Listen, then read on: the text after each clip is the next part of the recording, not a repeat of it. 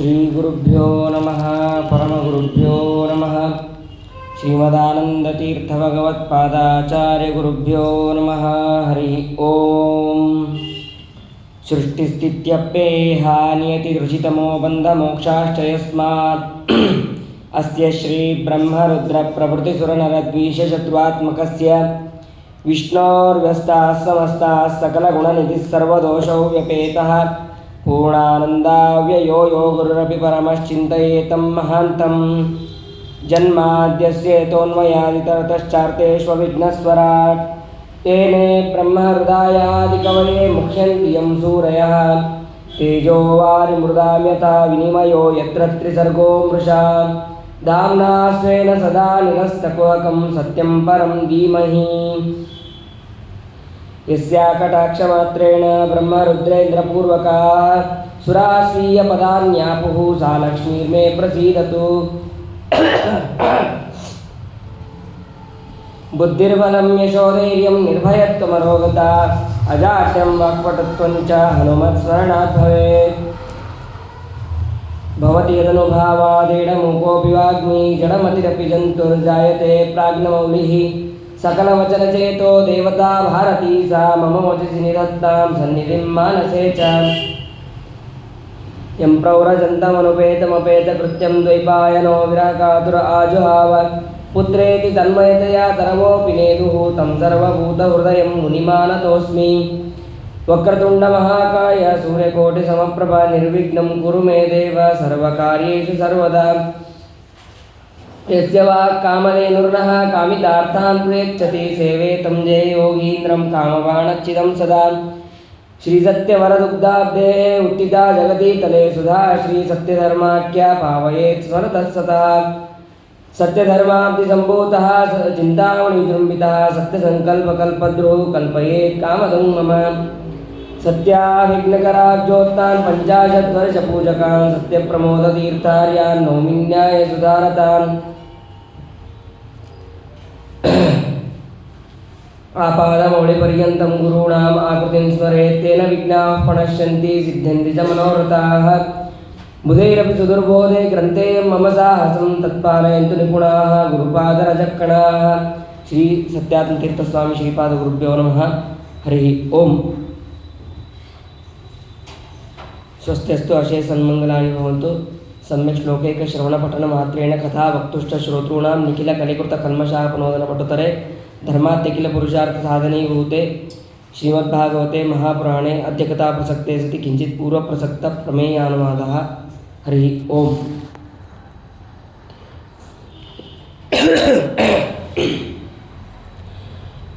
ನಿನ್ನೆಯ ದಿನ ಆ ವಿದುರ ಮೈತ್ರೇಯರ ಸಂವಾದ ರೂಪವಾದಂತಹ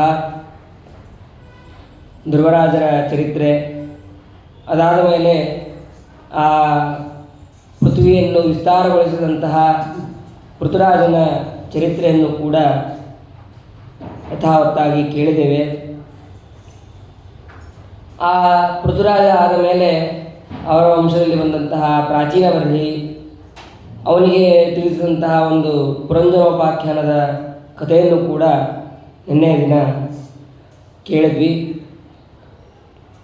ಅದಾದ ಮೇಲೆ ಪಂಚಮಸ್ಕಂದದ ಪ್ರಾರಂಭದಲ್ಲಿ ಆ ಸ್ವಯಂಭವ ಮನುವಿನ ಇಬ್ಬರು ಮಕ್ಕಳು, ಒಬ್ಬರು ಉತ್ತಾನಪಾದ, ಇನ್ನೊಬ್ಬ ಪ್ರಿಯವರ್ತ ಮಹಾರಾಜ. ಉತ್ತಾನಪಾದನ ಚರಿತ್ರೆಯನ್ನು ಹಿಂದೆ ತಿಳಿದಾಯಿತು. ಈಗ ಪ್ರಿಯವರ್ತ ರಾಜನ ಚರಿತ್ರೆಯನ್ನು ಇಲ್ಲಿ ತಿಳಿಸ್ತಾರೆ. ರಾಜೋವಾಚ ಪ್ರಿಯವ್ರತೋ ಭಾಗವತ ಆತ್ಮರಾಮ ಕಥಂ ಮುನೆ ಗೃಹೇ ರಮತಯನ್ಮೂಲ ಕರ್ಮಬಂಧ ಪರಾಭವಃ ನನೂರಂ ಮುಕ್ತಸಂಗಾನಾಂ ತಾದೃಶಾನಾಂ ಮಹಾಮುನೆ ಗೃಹೇಶ್ವಭಿನಿವೇಶೋಯಂ ಪುಂಸಾಂ ಭವಿತುಮರ್ಹತಿ. ಪರೀಕ್ಷಿತ್ ರಾಜರು ಶುಕಾಚಾರ್ಯರಿಗೆ ಪ್ರಶ್ನೆ ಮಾಡ್ತಾರೆ. ಆ ಪ್ರಿಯವ್ರತ ರಾಜ ಅವನು ಮಹಾ ವೈರಾಗ್ಯಶಾಲಿ. ಅವನು ಅಂತಹ ವೈರಾಗ್ಯವುಳ್ಳಂತಹ ಪ್ರಿಯವ್ರತ ರಾಜ ಅವನು ರಾಜ್ಯಭಾರವನ್ನು ಹೇಗೆ ಮಾಡಿದ, ಅಥವಾ ರಾಜ್ಯ ಮಾಡುವಂತಹ ಅಭಿಲಾಷೆ ಅವನಿಗೆ ಹೇಗೆ ಬಂತು, ಅಭಿರುಚಿ ಹೇಗೆ ಬಂತು, ಅದನ್ನು ಸರಿಯಾಗಿ ಹೇಳಿರಿ, ವಿಸ್ತಾರವಾಗಿ ಹೇಳಿರಿ ಅಂತ ಆ ಶುಕಾಚಾರ್ಯರಿಗೆ ಕೇಳಿದಾಗ ಅದಕ್ಕೆ ಶುಕಾಚಾರ್ಯ ಹೇಳ್ತಾರೆ, ಬಾಣಮುಕ್ತಂ ಭಗವತ ಉತ್ತಮ ಶ್ಲೋಕಸ್ಯ ಶ್ರೀಮಚ್ಚರಣಾರವಿಂದಮಕರಂದರಸಃ ಆದಿತಃ ಆವೇಶಿತಚೇತಸೋ ಭಾಗವತ ಪಾರಮಹಂಸದಯಿತಃ ಕಥಂಚಿದಂತರಾಯ ವಿಹಿತಾಂ ಸ್ವಾಂ ಶಿವತಮಾಂ ಪದವೀಂ ನ ಪ್ರಾಯೇಣ ಹಿನ್ವನ್.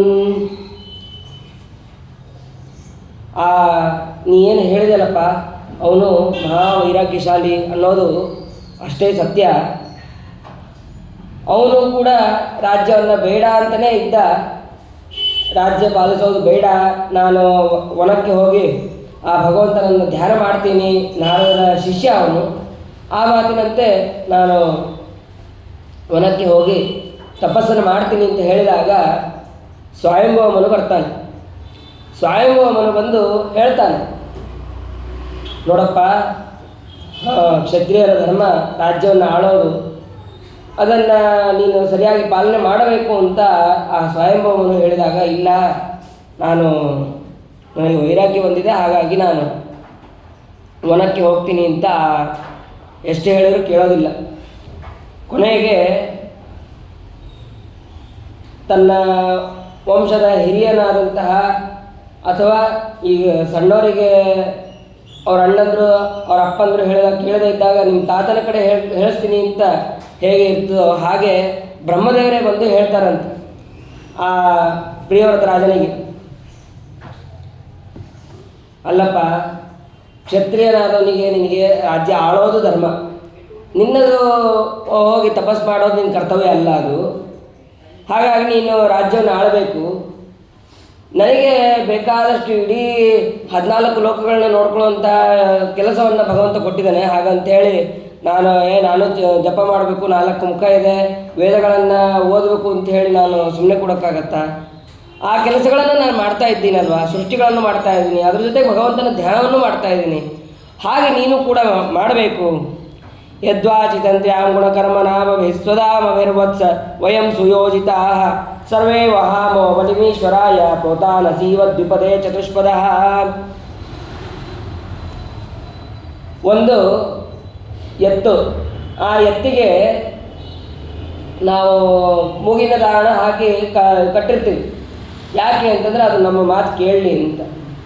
ನಮ್ಮ ಮಾತು ಕೇಳಿ ಅಷ್ಟೇ ಅಲ್ಲ, ನಾವು ಎಲ್ಲಿ ಯಾವ ಸಮಯಕ್ಕೆ ನಮಗೆ ಹೊಲಕ್ಕೆ ಬೇಕಾಗಿರುತ್ತೋ ಆ ಸಮಯಕ್ಕೆ ಹೊಲಕ್ಕೆ ಅದನ್ನು ಕರ್ಕೊಂಡು ಹೋಗ್ತೀವಿ, ಅದರಿಂದ ಉಪಯೋಗವನ್ನು ಪಡಿಸ್ಕೊತೀವಿ. ಹಾಗೆ ನಾವೆಲ್ಲ ಆ ಭಗವಂತನ ಅನುಗ್ರಹದಲ್ಲಿ ಸಿಕ್ಕಾಕೊಂಡವ್ರು, ನಾವು ಆ ಭಗವಂತನ ಪಾಶಕ್ಕೆ ಸಿಕ್ಕಾಕೊಂಡವರು. ಆ ಭಗವಂತ ನಮಗೆ ಈ ರೀತಿಯಾದಂತಹ ಕರ್ತವ್ಯಗಳನ್ನು, ನಮಗೆ ವಿಹಿತವಾದಂತಹ ಕಾರ್ಯಗಳನ್ನು ಮಾಡಬೇಕು ಅಂತನ್ನೋದನ್ನು ಅವನು ಮೊದಲೇ ಬರೆದಿಟ್ಟಿದ್ದಾನೆ. ಅದರಂತೆ ನಾವು ಮಾಡಬೇಕೇ ಹೊರತು ನಮಗೆ ಇಷ್ಟ ಬಂದಂಗೆ ನಾವು ಮಾಡ್ತೀವಿ ಅಂತಂದರೆ ಅದು ಅವನ ನಿಯಮವನ್ನು ಉಲ್ಲಂಘನೆ ಮಾಡಿದಂಗೆ ಆಗತ್ತೆ ಅಂತ ಹೇಳ್ತಾರೆ. ವೈರಾಗ್ಯ ಇದೆ ಅಂತ ಮಾತ್ರಕ್ಕೆ ನೀನು ಅರಣ್ಯಕ್ಕೆ ಹೋಗಿ ಏನು ಉಪಯೋಗ? ಹಾಗಾದರೆ ರಾಜ್ಯದಲ್ಲೇ ಇದ್ದು ಆ ವೈರಾಗ್ಯವನ್ನು ಪಾಲಿಸ್ತಾ ನೀ ರಾಜ್ಯವನ್ನು ಆಳು. ಭಯಂ ಪ್ರಮತ್ತಸ್ಯ ವನೇಶ್ವಪಿ ಸ್ಯಾತ್ ಯಥೋ ವಸಂತೆ ಸಹಷಟ್ ಸಪತ್ನಾಃ ಜಿತೇಂದ್ರಿಯಸ್ಯ ಆತ್ಮರತೇರ್ಬುಧಸ್ಯ ಗೃಹಾಶ್ರಮಕ್ಕಿನ್ನು ಕರೋತ್ಯವದ್ಯಂ. ವೈರಾಗ್ಯ ಇರೋದೇ ನಿಜ ಆಗಿತ್ತು ಅಂತಂದರೆ ನೀನು ಆರಾಮಾಗಿ ರಾಜ್ಯದಲ್ಲೇ ಇದ್ದು ಆ ಭಗವಂತನ ಧ್ಯಾನವನ್ನು ಮಾಡ್ತಾ ಆ ರಾಜ್ಯವನ್ನು ಆಳು. ವೈರಾಗ್ಯ ಇಲ್ಲ ಅಂತಂದರೆ ಆ ವನಕ್ಕೆ ಹೋಗಿ ಕೂಡ ಏನು ಉಪಯೋಗ ಇಲ್ಲ ಅಂತ ಅವರು ಇಷ್ಟೆಲ್ಲ ಹೇಳಿದ ಮೇಲೆ ಅದಕ್ಕೆ ಆ ಪ್ರಿಯವ್ರತ ರಾಜನ ಹೇಳ್ತಾನೆ, ಆಯಿತು, ಇನ್ನು ಬ್ರಹ್ಮದೇವರು ಬಂದು ಹೇಳಿದ ಮೇಲೆ ಇನ್ನು ಆಗಲ್ಲ ಇಲ್ಲ ಅಂತ ಹೇಳೋಂಗಿಲ್ಲೇ ಇಲ್ಲ, ಅಲ್ಲಿ ಒಪ್ಕೊಳ್ಳೇಬೇಕು. ಇತಿ ಸಮವಹಿತೋ ಮಹಾಭಾಗವತೋ ಭಗವತ ತ್ರಿಭುವನ ಗುರೋ ಅನುಶಾಸನಮಾತ್ಮಾನೋ ಲಘುತೆಯ ಅವನತ ಶಿರೋಧರೋ ಬಾಣಮಿತಿ ಸಬಹುಮಾನುವಾಹ.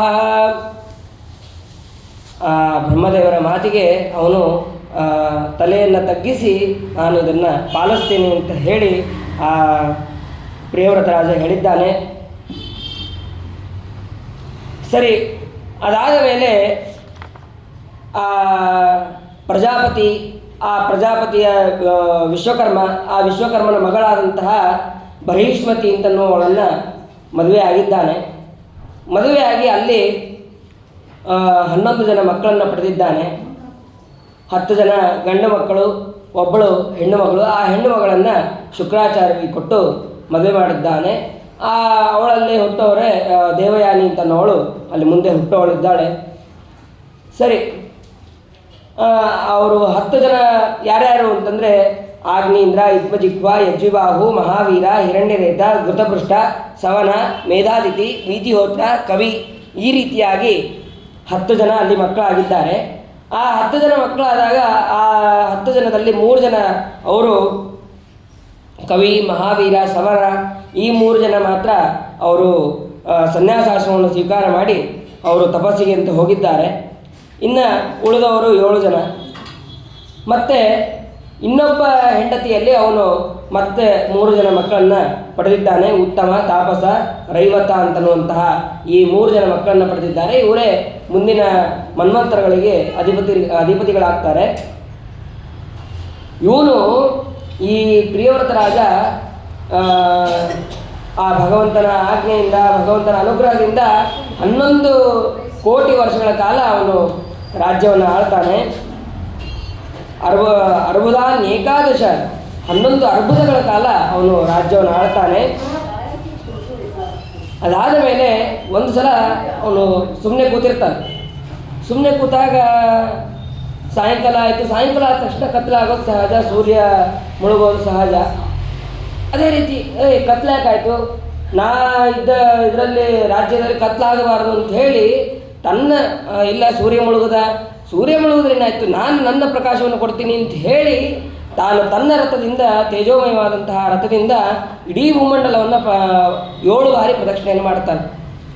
7 ಬಾರಿ ಪ್ರದಕ್ಷಿಣೆ ಮಾಡಿದ್ದಕ್ಕೆ ಆ ರಥದಿಂದ ಒಂದು ಉಬ್ಬಿದ ಭಾಗಗಳೇ ದ್ವೀಪಗಳು ಮತ್ತು ತಗ್ಗಿದ ಭಾಗಗಳೇ ಅದು ಸಮುದ್ರಗಳು ಅಂತ ಆಗುತ್ತೆ. 7 ದ್ವೀಪ 7 ಸಮುದ್ರಗಳು ಈ ಪ್ರಿಯವ್ರತ ರಾಜ ಮಾಡ್ತಾನೆ. ಆವಾಗ ಏನು ಆ ಅಪ್ರೋಕ್ಷಜ್ಞಾನಿಗಳ ಮಹಿಮೆ, ಹಿಂದೆ ಕರ್ದಮ ಪ್ರಜಾಪತಿಗಳು ಅವರು ತಮ್ಮ ತಪಸ್ ಪ್ರಭಾವದಿಂದ 9 ಅಂತಸ್ತಿನ ವಿಮಾನವನ್ನು ಮಾಡಿದ್ರು. ಮತ್ತು ಇಲ್ಲಿ ಪ್ರಿಯವ್ರತ ರಾಜ ಕೂಡ ಅವನು ಕೂಡ ತನ್ನ ಅಪ್ರೋಕ್ಷ ಜ್ಞಾನದ ಮಹಿಮೆಯನ್ನು ಅವನು ತೋರಿಸ್ತಾ ಇದ್ದಾನೆ ವಿಶೇಷವಾಗಿ. ಹಾಗಾದರೆ ಇದೆಲ್ಲ ಮೊದಲು ಯಾವುದೂ ಇರಲಿಲ್ವಾ? ಈ 7 ದ್ವೀಪಗಳು 7 ಸಮುದ್ರಗಳು ಯಾವುದು ಮೊದಲು ಇರಲಿಲ್ವಾ ಅಂತಂದರೆ ಎಲ್ಲವೂ ಕೂಡ ಮೊದಲಿತ್ತು. ಅದನ್ನು ಇವನು ವಿಸ್ತಾರವಾಗಿ ಮಾಡಿದ್ದು ಇವನು. ಪೂರ್ವಸೃಷ್ಟಾನ್ ವ್ರತಾವೃತ್ಯ ಸ್ಥೂಲಾಂಚಕ್ರೆ ಪ್ರಿಯವ್ರತಃ. ಮೊದಲು ಇತ್ತು, ಅದು ಕಾಣಿಸೋಂಗಿರಲಿಲ್ಲ. ಆದರೆ ಇವನು ಕಾಣಿಸೋಂಗೆ ಮಾಡಿ ಎಲ್ಲರಿಗೂ ಗೊತ್ತಾಗೋ ಹಂಗೆ ಮಾಡಿದ್ದು ಇವನು. ಅದು ಯಾವುದು ಅಂತಂದರೆ ಜಂಬು, ಪ್ಲಕ್ಷ, ಶಾಲ್ಮಲಿ, ಕುಶ, ಕ್ರೌಂಚ, ಶಾಖ, ಪುಷ್ಕರ ಅಂತ ಈ ರೀತಿಯಾಗಿ 7 ದ್ವೀಪಗಳು. ಅದೇ ರೀತಿಯಾಗಿ 7 ಸಮುದ್ರಗಳು ಕೂಡ ಅಲ್ಲಿ ಆಗುತ್ತೆ. ಲವಣೋದ, ಇಕ್ಷರಸೋದ, ಸುರೋದ, ಮೃತೋದ, ಕ್ಷೀರೋದ, ದಧಿಮಂಡೋದ, ಶುದ್ಧೋದ ಅಂತ ಈ ರೀತಿಯಾಗಿ ಅಲ್ಲಿ 7 ಸಮುದ್ರಗಳು ಕೂಡ ಆಗುತ್ತೆ. ಇಲ್ಲಿ ಮೂಲದಲ್ಲಿ ಕ್ಷೀರೋದ, ಅದಾದ ಮೇಲೆ ದಧಿಮಂಡೋದ ಅಂತ ಇದೆ. ಅದನ್ನು ಸ್ವಲ್ಪ ವ್ಯತ್ಯಾಸವಾಗಿ ಮಾಡ್ಕೋಬೇಕು. ಮೊದಲು ದಧಿಮಂಡೋದ, ಆಮೇಲೆ ಕ್ಷೀರೋದ ಅಂತಂದು ನಾವು ತಿಳಿಯಬೇಕು. ಹೀಗೆ ಪ್ರಿಯವ್ರತ ಮಹಾರಾಜ ಈ ರೀತಿಯಾದಂತಹ 7 ದ್ವೀಪಗಳನ್ನು 7 ಸಮುದ್ರಗಳನ್ನು ವಿಸ್ತಾರವಾಗಿ ಮಾಡ್ತಾನೆ. ಈ 7 ದ್ವೀಪಗಳನ್ನು ತನ್ನ ಮಕ್ಕಳಾದಂತಹ 7 ಜನ ಉಳಿದಿದ್ದರು. 3 ಜನ ಅವರು ಸನ್ಯಾಸಾಶ್ರಮ ತೆಗೆದುಕೊಂಡಿದ್ದರು. ಈ 3 ಜನ ಬಿಟ್ಟು ಈ ಉಳಿದಂತಹ 7 ಜನರಿಗೆ ಇವನು ಇದನ್ನು ತನ್ನ ರಾಜ್ಯವನ್ನು ಕೊಡ್ತಾನೆ. ನೈವಂ ವಿಧ ಪುರುಷಕಾರ ಉರುಕ್ರಮಸ್ಯ ಪುಂಸಾಂತದಂಗ್ರರಜಸಾಜಿತ ಷಡ್ಗುಣಾನಾಂ ಚಿತ್ರಂ ವಿದೂರ ವಿಗತಸ್ಸ ಕೃದಾದೀತ ಎನ್ನಾಮಧೇಯ ಮಧುನಾಸ ಜಹಾತಿ ಬಂಧಂ. ಈ ಪ್ರಿಯವ್ರತ ರಾಜ ಮಾಡಿದ್ದೇನು ಆಶ್ಚರ್ಯ ಅಲ್ಲ. ಯಾಕೆ ಅಂತಂದರೆ ಅಪ್ರೋಕ್ಷ ಜ್ಞಾನಿಗಳಿವೆಲ್ಲ ಭಾಳ ಸಣ್ಣದು ಇದು. ಆ ಭಗವಂತನ ನಾಮಸ್ಮರಣೆ ಎಂಥದ್ದು ಅಂತಂದರೆ ಚಿತ್ರಂ ವಿದೂರ ವಿಗತಃ. ವಿದೂರ ಅಂತಂದರೆ 4ನೇ ಜಾತಿ. ಆ 4ನೇ ಜಾತಿಗಿಂತಲೂ ಕೆಳಮಟ್ಟದ್ದು. ಅವರು ಕೂಡ ಭಗವಂತನ ಸ್ಮರಣೆಯನ್ನು ಭಕ್ತಿಯಿಂದ ಮಾಡಿದ್ರೆ ಭಗವಂತ ಅನುಗ್ರಹ ಮಾಡ್ತಾನೆ. ಅಂತಹದ್ದು ಇವರು ಯಾವಾಗಲೂ ಭಗವಂತನ ಸ್ಮರಣೆಯನ್ನು ಮಾಡ್ತಾ ಇರುವಂತಹ ಇವರಿಗೆ ಇದೇನು ಆಶ್ಚರ್ಯ ಅಲ್ಲ ಅಂತ ಅನ್ನೋದನ್ನು ಹೇಳ್ತಾರೆ. ಅದಾದ ಮೇಲೆ ಅವನು ಇಷ್ಟು ವರ್ಷಗಳ ಕಾಲ 11 ವರ್ಷಗಳ ಕಾಲ 11 ಕೋಟಿ ವರ್ಷಗಳ ಕಾಲ ರಾಜ್ಯವನ್ನು ಆಳಿ ಆ ನಾರದರ ಹೇಳಿದಂತಹ ಮಾರ್ಗವನ್ನು ಅವನು ಮತ್ತೆ ಅನುಸಾರ ಮಾಡಿದ್ದಾನೆ. ಅದಾದ ಮೇಲೆ ಅವರ ಮಗನಾದಂತಹ ಆಗ್ನೇಂದ್ರ ಅವನು ತಪಸ್ಸನ್ನು ಮಾಡ್ತಾ ಇರ್ತಾನೆ, ಸಂತಾನಕ್ಕಾಗಿ ಅಂತ ತಪಸ್ಸನ್ನು ಮಾಡ್ತಾ ಇರ್ತಾನೆ. ಸಂತಾನಕ್ಕಾಗಿ ತಪಸ್ಸು ಮಾಡಬೇಕಾದ್ರೆ ಬ್ರಹ್ಮದೇವರು ಪೂರ್ವಚಿತ್ತಿ ಅಂತನ್ನುವಂತಹ ಅಪ್ಸರಾಸ್ತ್ರೀಯನ್ನು ಕಳಿಸ್ತಾರೆ. ಅಪ್ಸರಾಸ್ತ್ರೀಯನ್ನು ಕಳಿಸಿದಾಗ ಆ ಅಪ್ಸರಾಸ್ತ್ರೀಯನ್ನು ನೋಡಿ ಇವನು ಮೋಹಗೊಂಡು ಅವಳನ್ನು ಮದುವೆ ಆಗ್ತಾನೆ. ಆ ಪೂರ್ವಚಿತ್ತಿಯನ್ನು ಮದುವೆಯಾಗಿ ಅವಳಲ್ಲಿ ಮತ್ತೆ 9 ಜನ ಮಕ್ಕಳನ್ನು ಪಡೆದಿದ್ದಾನೆ. ನಾಭಿ, ಕಿಂಪುರುಷ, ಹರಿವರ್ಷ, ಇಲಾವೃತ, ರಮ್ಯಕ, ಹಿರಣ್ಮಯ, ಕುರು, ಭದ್ರಾಶ್ವ, ಕೇತುಮಾಲ ಅಂತನ್ನುವಂತಹ 9 ಜನ ಮಕ್ಕಳನ್ನು ಪಡೆದಿದ್ದಾನೆ. ಇದಾದ ಮೇಲೆ ಆಗ್ನೇಂದ್ರ ಅವನು ಕೂಡ ತನ್ನ ಮಕ್ಕಳಿಗೆ ರಾಜ್ಯವನ್ನು ಕೊಟ್ಟು ಅವನು ವನಕ್ಕೆ ಹೋಗಿದ್ದಾನೆ. ಆ ವನಕ್ಕೆ ಹೋದ ಮೇಲೆ ಅವಳ ಪೂರ್ವಚಿತ್ತಿಯು ಕೂಡ ನನ್ನ ಕೆಲಸ ಮುಗೀತು ಅಂತ ಹೇಳಿ ಅವಳು ದೇವಲೋಕಕ್ಕೆ ಹೋಗಿದ್ದಾಳೆ. ಈ ನಾಭಿ, ಕಿಂಪುರುಷ ಇವರೆಲ್ಲರೂ ಕೂಡ ಮೇರುವಿನ ಮಕ್ಕಳಾದಂತಹ 9 ಜನ ಮಕ್ಕಳು. ಆ ಮಕ್ಕಳನ್ನೇ ಇವರು 9 ಜನ ಮದುವೆಯಾಗಿದ್ದಾರೆ. ಮೇರುದೇವಿ, ಪ್ರತಿರೂಪ, ಉಗ್ರದೌಷ್ಟ್ರಿ, ಲತಾ, ರಾಮ, ಆಮೇಲೆ ಶ್ಯಾಮ, ನಾರಿ, ಭದ್ರ, ದೇವಿ ಅಂತ ಈ ರೀತಿಯಾಗಿ 9 ವಿಧವಾದಂತಹ ಹೆಸರುಳ್ಳ ಆ ಮೇರುನ ಮಕ್ಕಳನ್ನೇ ಮದುವೆಯಾಗಿದ್ದಾರೆ. ಅದರಲ್ಲಿ ನಾವಿಯ ಪತ್ನಿ ಹೆಸರು ಮೇರುದೇವಿ ಅಂತ. ಈ ನಾವಿ ಹಾಗೂ ಮೇರುದೇವಿ ಭಗವಂತನನ್ನು ಕುರಿತು ತಪಸ್ಸನ್ನು ಮಾಡ್ತಾರೆ, ಯಜ್ಞವನ್ನು ಮಾಡ್ತಾರೆ. ಯಜ್ಞವನ್ನು ಮಾಡಿದಾಗ ಅಲ್ಲಿ ಎಲ್ಲ ಜ್ಞಾನಿಗಳು ಕೂಡ ಬಂದು ಯಜ್ಞವನ್ನು ಮಾಡಿಸ್ತಾ ಇರ್ತಾರೆ. ಮಾಡಿಸ್ಬೇಕಾದ್ರೆ ಭಗವಂತ ಅಷ್ಟು ಸುಲಭವಾಗಿ ಬರೋನಲ್ಲ, ಪ್ರತ್ಯಕ್ಷನ ಆಗೋನಲ್ಲ. ಆದರೆ ಇವರು ಭಕ್ತರು ಅಂತ ಅನ್ನೋದಕ್ಕೆ ಅವನು ಬೇಗ ಪ್ರತ್ಯಕ್ಷನಾಗ್ತಾನಂತೆ. ದುರದಿಗಮೋಪಿ ಭಗವಾನ್ ಭಾಗವತ ವತ್ಸಲತೆಯ ಸುಪ್ರೀತ. ಅವನು ಭಗವಂತ ಬೇಗ ಬರೋದು ಅಶಕ್ಯ, ಆದರೂ ಕೂಡ ಅವನು ಅಲ್ಲಿ ಪ್ರಸನ್ನನಾಗಿದ್ದಾನೆ. ಯಾಕೆ ಅಂತಂದರೆ ಭಕ್ತರ ಪ್ರೀತಿಯನ್ನು ತೋರಿಸೋದಕ್ಕಾಗಿ ಅವನು ಅಲ್ಲಿ ಪ್ರತ್ಯಕ್ಷನಾಗಿದ್ದಾನೆ. ಪ್ರತ್ಯಕ್ಷನಾದ ತಕ್ಷಣ ಎಲ್ಲ ಋತ್ವಿಜರು ಸ್ತೋತ್ರ ಮಾಡೋದಕ್ಕೆ ಪ್ರಾರಂಭ ಮಾಡ್ತಾರೆ. ನಮೋ ನಮಃ ಇತ್ತೇತಾವದು ಸದುಪಶಿಕ್ಷಿತಂ. ಮೊದಲಿಗೆ ದೇವರು ಕಂಡ ತಕ್ಷಣ ನಾವು ಏನು ಮಾಡಬೇಕು ಅಂತಂದರೆ ನಮಸ್ಕಾರ. ಯಾಕೆ ಅಂತಂದರೆ ಅವನು ಎಷ್ಟು ಉಪಕಾರ ಮಾಡಿದ್ದಾನೆ ಅಂತ ಅನ್ನೋದನ್ನು ನಾವು ಸ್ಮರಣೆ ಮಾಡೋಕ್ಕಂತೂ ಸಾಧ್ಯ ಇಲ್ಲ. ಮೊದಲು ನಮಸ್ಕಾರ ಮಾಡಬೇಕು, ಆಮೇಲೆ ಅದನ್ನ ಎಲ್ಲ ಗುಣಗಳನ್ನು ಕ್ರಮವಾಗಿ ನಾವು ಚಿಂತನೆ ಮಾಡ್ತಾ ಹೋಗಬೇಕು. ಹೀಗೆ ಆ ಋತುಜರು ನಮಗೆ ಅದನ್ನು ತಿಳಿಸ್ಕೊಡ್ತಾರೆ. ಅಷ್ಟೇ ಅಲ್ಲ, ಅಥ ಕಥಂಚಿತ್ ಸ್ಖಲನ ಕ್ಷುತ್ಪತನ ಜೃಂಭಣ ದುರವಸ್ಥಾನಾದಿಷು ವಿವಶಾನಾನ್ನ ಶ್ರೀಮಚ್ಚರಣಾರವಿಂದ ಸ್ಮರಣಾಯ ಜ್ವರಮರಣ ದಶಾಯಾಮಪಿ ಸಕಲ ಕಶ್ಮಲ ನಿರಸನಾನಿ ತವ ಗುಣಕೃತ ನಾಮಧೇಯಾನಿ ವಚನ ಗೋಚರಾಣಿ ಭವಂತು. ಅನೇಕ ವಿಧವಾದಂತಹ ಕಷ್ಟಗಳು ಬರ್ತಾ ಇರ್ತದೆ, ಎಷ್ಟೋ ತಾಪತ್ರಯಗಳು ಬರ್ತಾ ಇರುತ್ತೆ. ನಾವು ಕೆಳಗೆ ಬೀಳ್ತಾ ಇರ್ತೀವಿ, ಹೇಳ್ತಾ ಇರ್ತೀವಿ. ಆ ಎದ್ದಾಗ ಬಿದ್ದಾಗ ಎಲ್ಲ ಸಮಯದಲ್ಲೂ ಜ್ವರ ಬರುತ್ತೆ, ನೆಗಡಿ ಬರುತ್ತೆ, ಕೆಮ್ಮು ಬರುತ್ತೆ, ಮತ್ತೊಂದು ಬರುತ್ತೆ, ಮಗದೊಂದು ಬರುತ್ತೆ. ಆ ಎಲ್ಲ ಸಮಯದಲ್ಲೂ ನಿನ್ನ ವಿಶೇಷವಾದಂತಹ ಗುಣಗಳಿಂದ ಸಹಿತನಾದಂತಹ ನಿನ್ನ ನಾಮ ಸ್ಮರಣೆಯ ನಮಗೆ ಯಾವಾಗಲೂ ಕೂಡ ಬರ್ತಾ ಇರಲಿ ಅಂತ ಆ ಎಲ್ಲ ಜ್ಞಾನಿಗಳು ಕೇಳ್ತಾರೆ. ನಮಗೆ ಇಷ್ಟು ಎಲ್ಲ ಸಮಯದಲ್ಲಿ ಬರುತ್ತೋ ಇಲ್ಲೋ ಗೊತ್ತಿಲ್ಲ, ಆದರೆ ಬರಲಿ ಅಂತ ಆ ದೇವರಲ್ಲಿ ಒಂದು ಸಮಯದಲ್ಲಾದರೂ ಬರಲಿ. ಆ ಒಂದು ಸಮಯದಲ್ಲಿ ಬಂದರೆ ಮತ್ತೆ ಮುಂದಿನ ಸತಿ ಇನ್ನೊಂದು 2ನೇ ಸಮಯದಲ್ಲೂ ಕೂಡ ಬರೋ ಚಾನ್ಸಸ್ ಇರುತ್ತೆ. ಹಾಗಾಗಿ ಆ ಭಗವಂತನಲ್ಲಿ ಇದನ್ನು ಪ್ರಾರ್ಥನೆ ಮಾಡೋಣ. ಇಷ್ಟು ಪ್ರಾರ್ಥನೆ ಮಾಡಿದ ಮೇಲೆ ಆ ಋತುಜರು ಹೇಳ್ತಾರೆ, ಪ್ರಜಾಂ ಭವಾದೃಶಿ ಆಶಾಸಾನಃ ಅಂತ ಹೇಳ್ತಾರೆ. ನಿನ್ನಂಥ ಮಗ ಇವರಿಗೆ ಬೇಕಾಗಿದ್ದಾನೆ, ಹಾಗಾಗಿ ನೀನು ಅನುಗ್ರಹ ಮಾಡು. ಆ ಭಗವಂತ ಹೇಳ್ತಾನೆ, ನನ್ನಂಥ ಮಗನನ್ನು ನಾನು ಕೊಡೋಕ್ಕಾಗೋದಿಲ್ಲ ಅಂತ ಹೇಳ್ಬೋದಾಗಿತ್ತು. ಆದರೆ ಅವನು ಹಾಗೆ ಹೇಳೋದಿಲ್ಲ. ನನ್ನಂಥ ಮಗ ಯಾರೂ ಇಲ್ಲೇ ಇಲ್ಲ. ಯಾಕೆಂತಂದರೆ ನಸ್ತತ್ವ ಸಮೋಭ್ಯಸ್ ಅಧಿಕೋನ್ಯ, ಅಂದರೆ ಭಗವಂತನನ್ನು ಬಿಟ್ಟು ಬೇರೆ ಯಾರೂ ಕೂಡ ಸಮ ಇಲ್ಲ ಭಗವಂತನಿಗೆ, ಅವನಿಗೆ ಸಮ. ಅದಕ್ಕೆ ನಾನೇ ಅವತಾರ ಮಾಡ್ತೀನಿ ಅಂತ ಋಷಿಗಳಿಗೆ ಮತ್ತು ನಾವಿರಾಜನಿಗೆ ಹೇಳಿದ್ದಾರೆ. ಅಲ್ಲ, ಭಗವಂತ ಇಲ್ಲ ನಾನು ಕೊಡೋಕ್ಕಾಗೋದಿಲ್ಲ ಅಂತ ಹೇಳ್ಬೋದಾಗಿತ್ತಲ್ಲ ಅಂತಂದರೆ, ಬ್ರಹ್ಮವಾದೋ ನ ಮೃಷ ಹೋಯ್ತು ಮರ್ಹತಿ ಮಮೇವ ಹಿ ಮುಖಂ ಯತ್ ದ್ವಿಜದೇವ ಕುಲಂ. ಬ್ರಾಹ್ಮಣರು ಅಂದರೆ ಬೇರೆ ಯಾರು ಅಲ್ಲ, ಅವರು ನನ್ನ ಮುಖದಿಂದನೇ ಹುಟ್ಟಿದವರು. ಅವ್ರು ಹೇಳಿದಂತಹ ಮಾತು ಅದು ಯಾವಾಗಲೂ ಸತ್ಯವಾಗಿರುತ್ತೆ, ಮತ್ತು ನಾನೇ ಅದನ್ನು ಸುಳ್ಳು ಮಾಡ್ದಂಗೆ ಆಗುತ್ತೆ. ಹಾಗಾಗಿ ಅದನ್ನು ಮಾಡೋದಕ್ಕೆ ಇಷ್ಟ ಆಗೋದಿಲ್ಲ, ಅಂದರೆ ಸುಳ್ಳು ಮಾಡೋದಕ್ಕೆ ಇಷ್ಟ ಆಗೋದಿಲ್ಲ, ಅದಕ್ಕೆ ನಾನು ಅವತಾರ ಮಾಡ್ತೀನಿ ಅಂತ ಹೇಳಿ ಅಲ್ಲಿ ಭಗವಂತ ಹೇಳಿದ್ದಾನೆ. ಆ ಮೇರುದೇವಿಯ ಗರ್ಭದಲ್ಲಿ ಆ ಭಗವಂತ ಪ್ರವೇಶ ಮಾಡಿದ್ದಾನೆ. ಪ್ರವೇಶ ಮಾಡಿದ ಮೇಲೆ ಆ ನಾಭಿ ಹಾಗೂ ಮೇರುದೇವಿಯ ಮಗನಾಗಿ ಋಷಭ ನಾಮಕನಾಗಿ ಭಗವಂತ ಅಲ್ಲಿ ಅವತಾರ ಮಾಡಿದ್ದಾನೆ. ಒಂದು ಸಲ ಋಷಭನಾಮಕ ಅವನು ರಾಜ್ಯವನ್ನು ಆಳ್ತಾ ಇದ್ದಾನೆ. ರಾಜ್ಯವನ್ನು ಆಳಬೇಕಾದ್ರೆ ಇಂದ್ರ ಮಳೆಯನ್ನು ಸುರಿಸೋದಿಲ್ಲಂತೆ. ಇಲ್ಲ ಅದಕ್ಕೆ ಅವಾಗ ಋಷಭನಾಮಕ ಭಗವಂತ ಏನು ಮಾಡ್ತಾನೆ ಅಂತಂದರೆ, ನೀ ಮಳೆ ಸುರಿಸದೇ ಇದ್ರೇನು, ನಾನೇ ಸುರಿಸ್ತೀನಿ ಅಂತ ಹೇಳಿ ತನ್ನ ಸಾಮರ್ಥ್ಯದಿಂದ ಆ ಭಗವಂತ ಮಳೆಯನ್ನು ಸುರಿಸ್ತಾನೆ. ಇಂದ್ರ ಬೇರೆ ಯಾರೂ ಅಲ್ಲ, ಯಜ್ಞನಾಮಕ ಭಗವಂತ.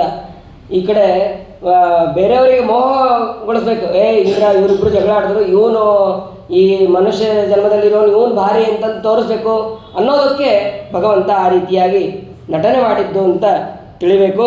ಅದಾದ ಮೇಲೆ ಆ ಇಂದ್ರನ ಮಗಳಾದಂತಹ ಜಯಂತಿ ಅಂತ, ಆ ಜಯಂತಿಯನ್ನು ಈ ಋಷಭನಾಮಕ ಭಗವಂತ ಮದುವೆ ಆಗ್ತಾನೆ. ಅವಳು ಸಾಕ್ಷಾತ್ ಲಕ್ಷ್ಮೀದೇವಿ, ಅವಳನ್ನು ಇವಳು ಈ ಋಷಭನಾಮಕ ಭಗವಂತ ಮದುವೆ ಆಗ್ತಾನೆ. ಅದರಲ್ಲಿ 100 ಜನ ಮಕ್ಕಳನ್ನು ಆ ಭರತ ಪಡಿತಾನೆ. ಅದರಲ್ಲಿ ಭರತ ಚಕ್ರವರ್ತಿಯೇ ಶ್ರೇಷ್ಠ.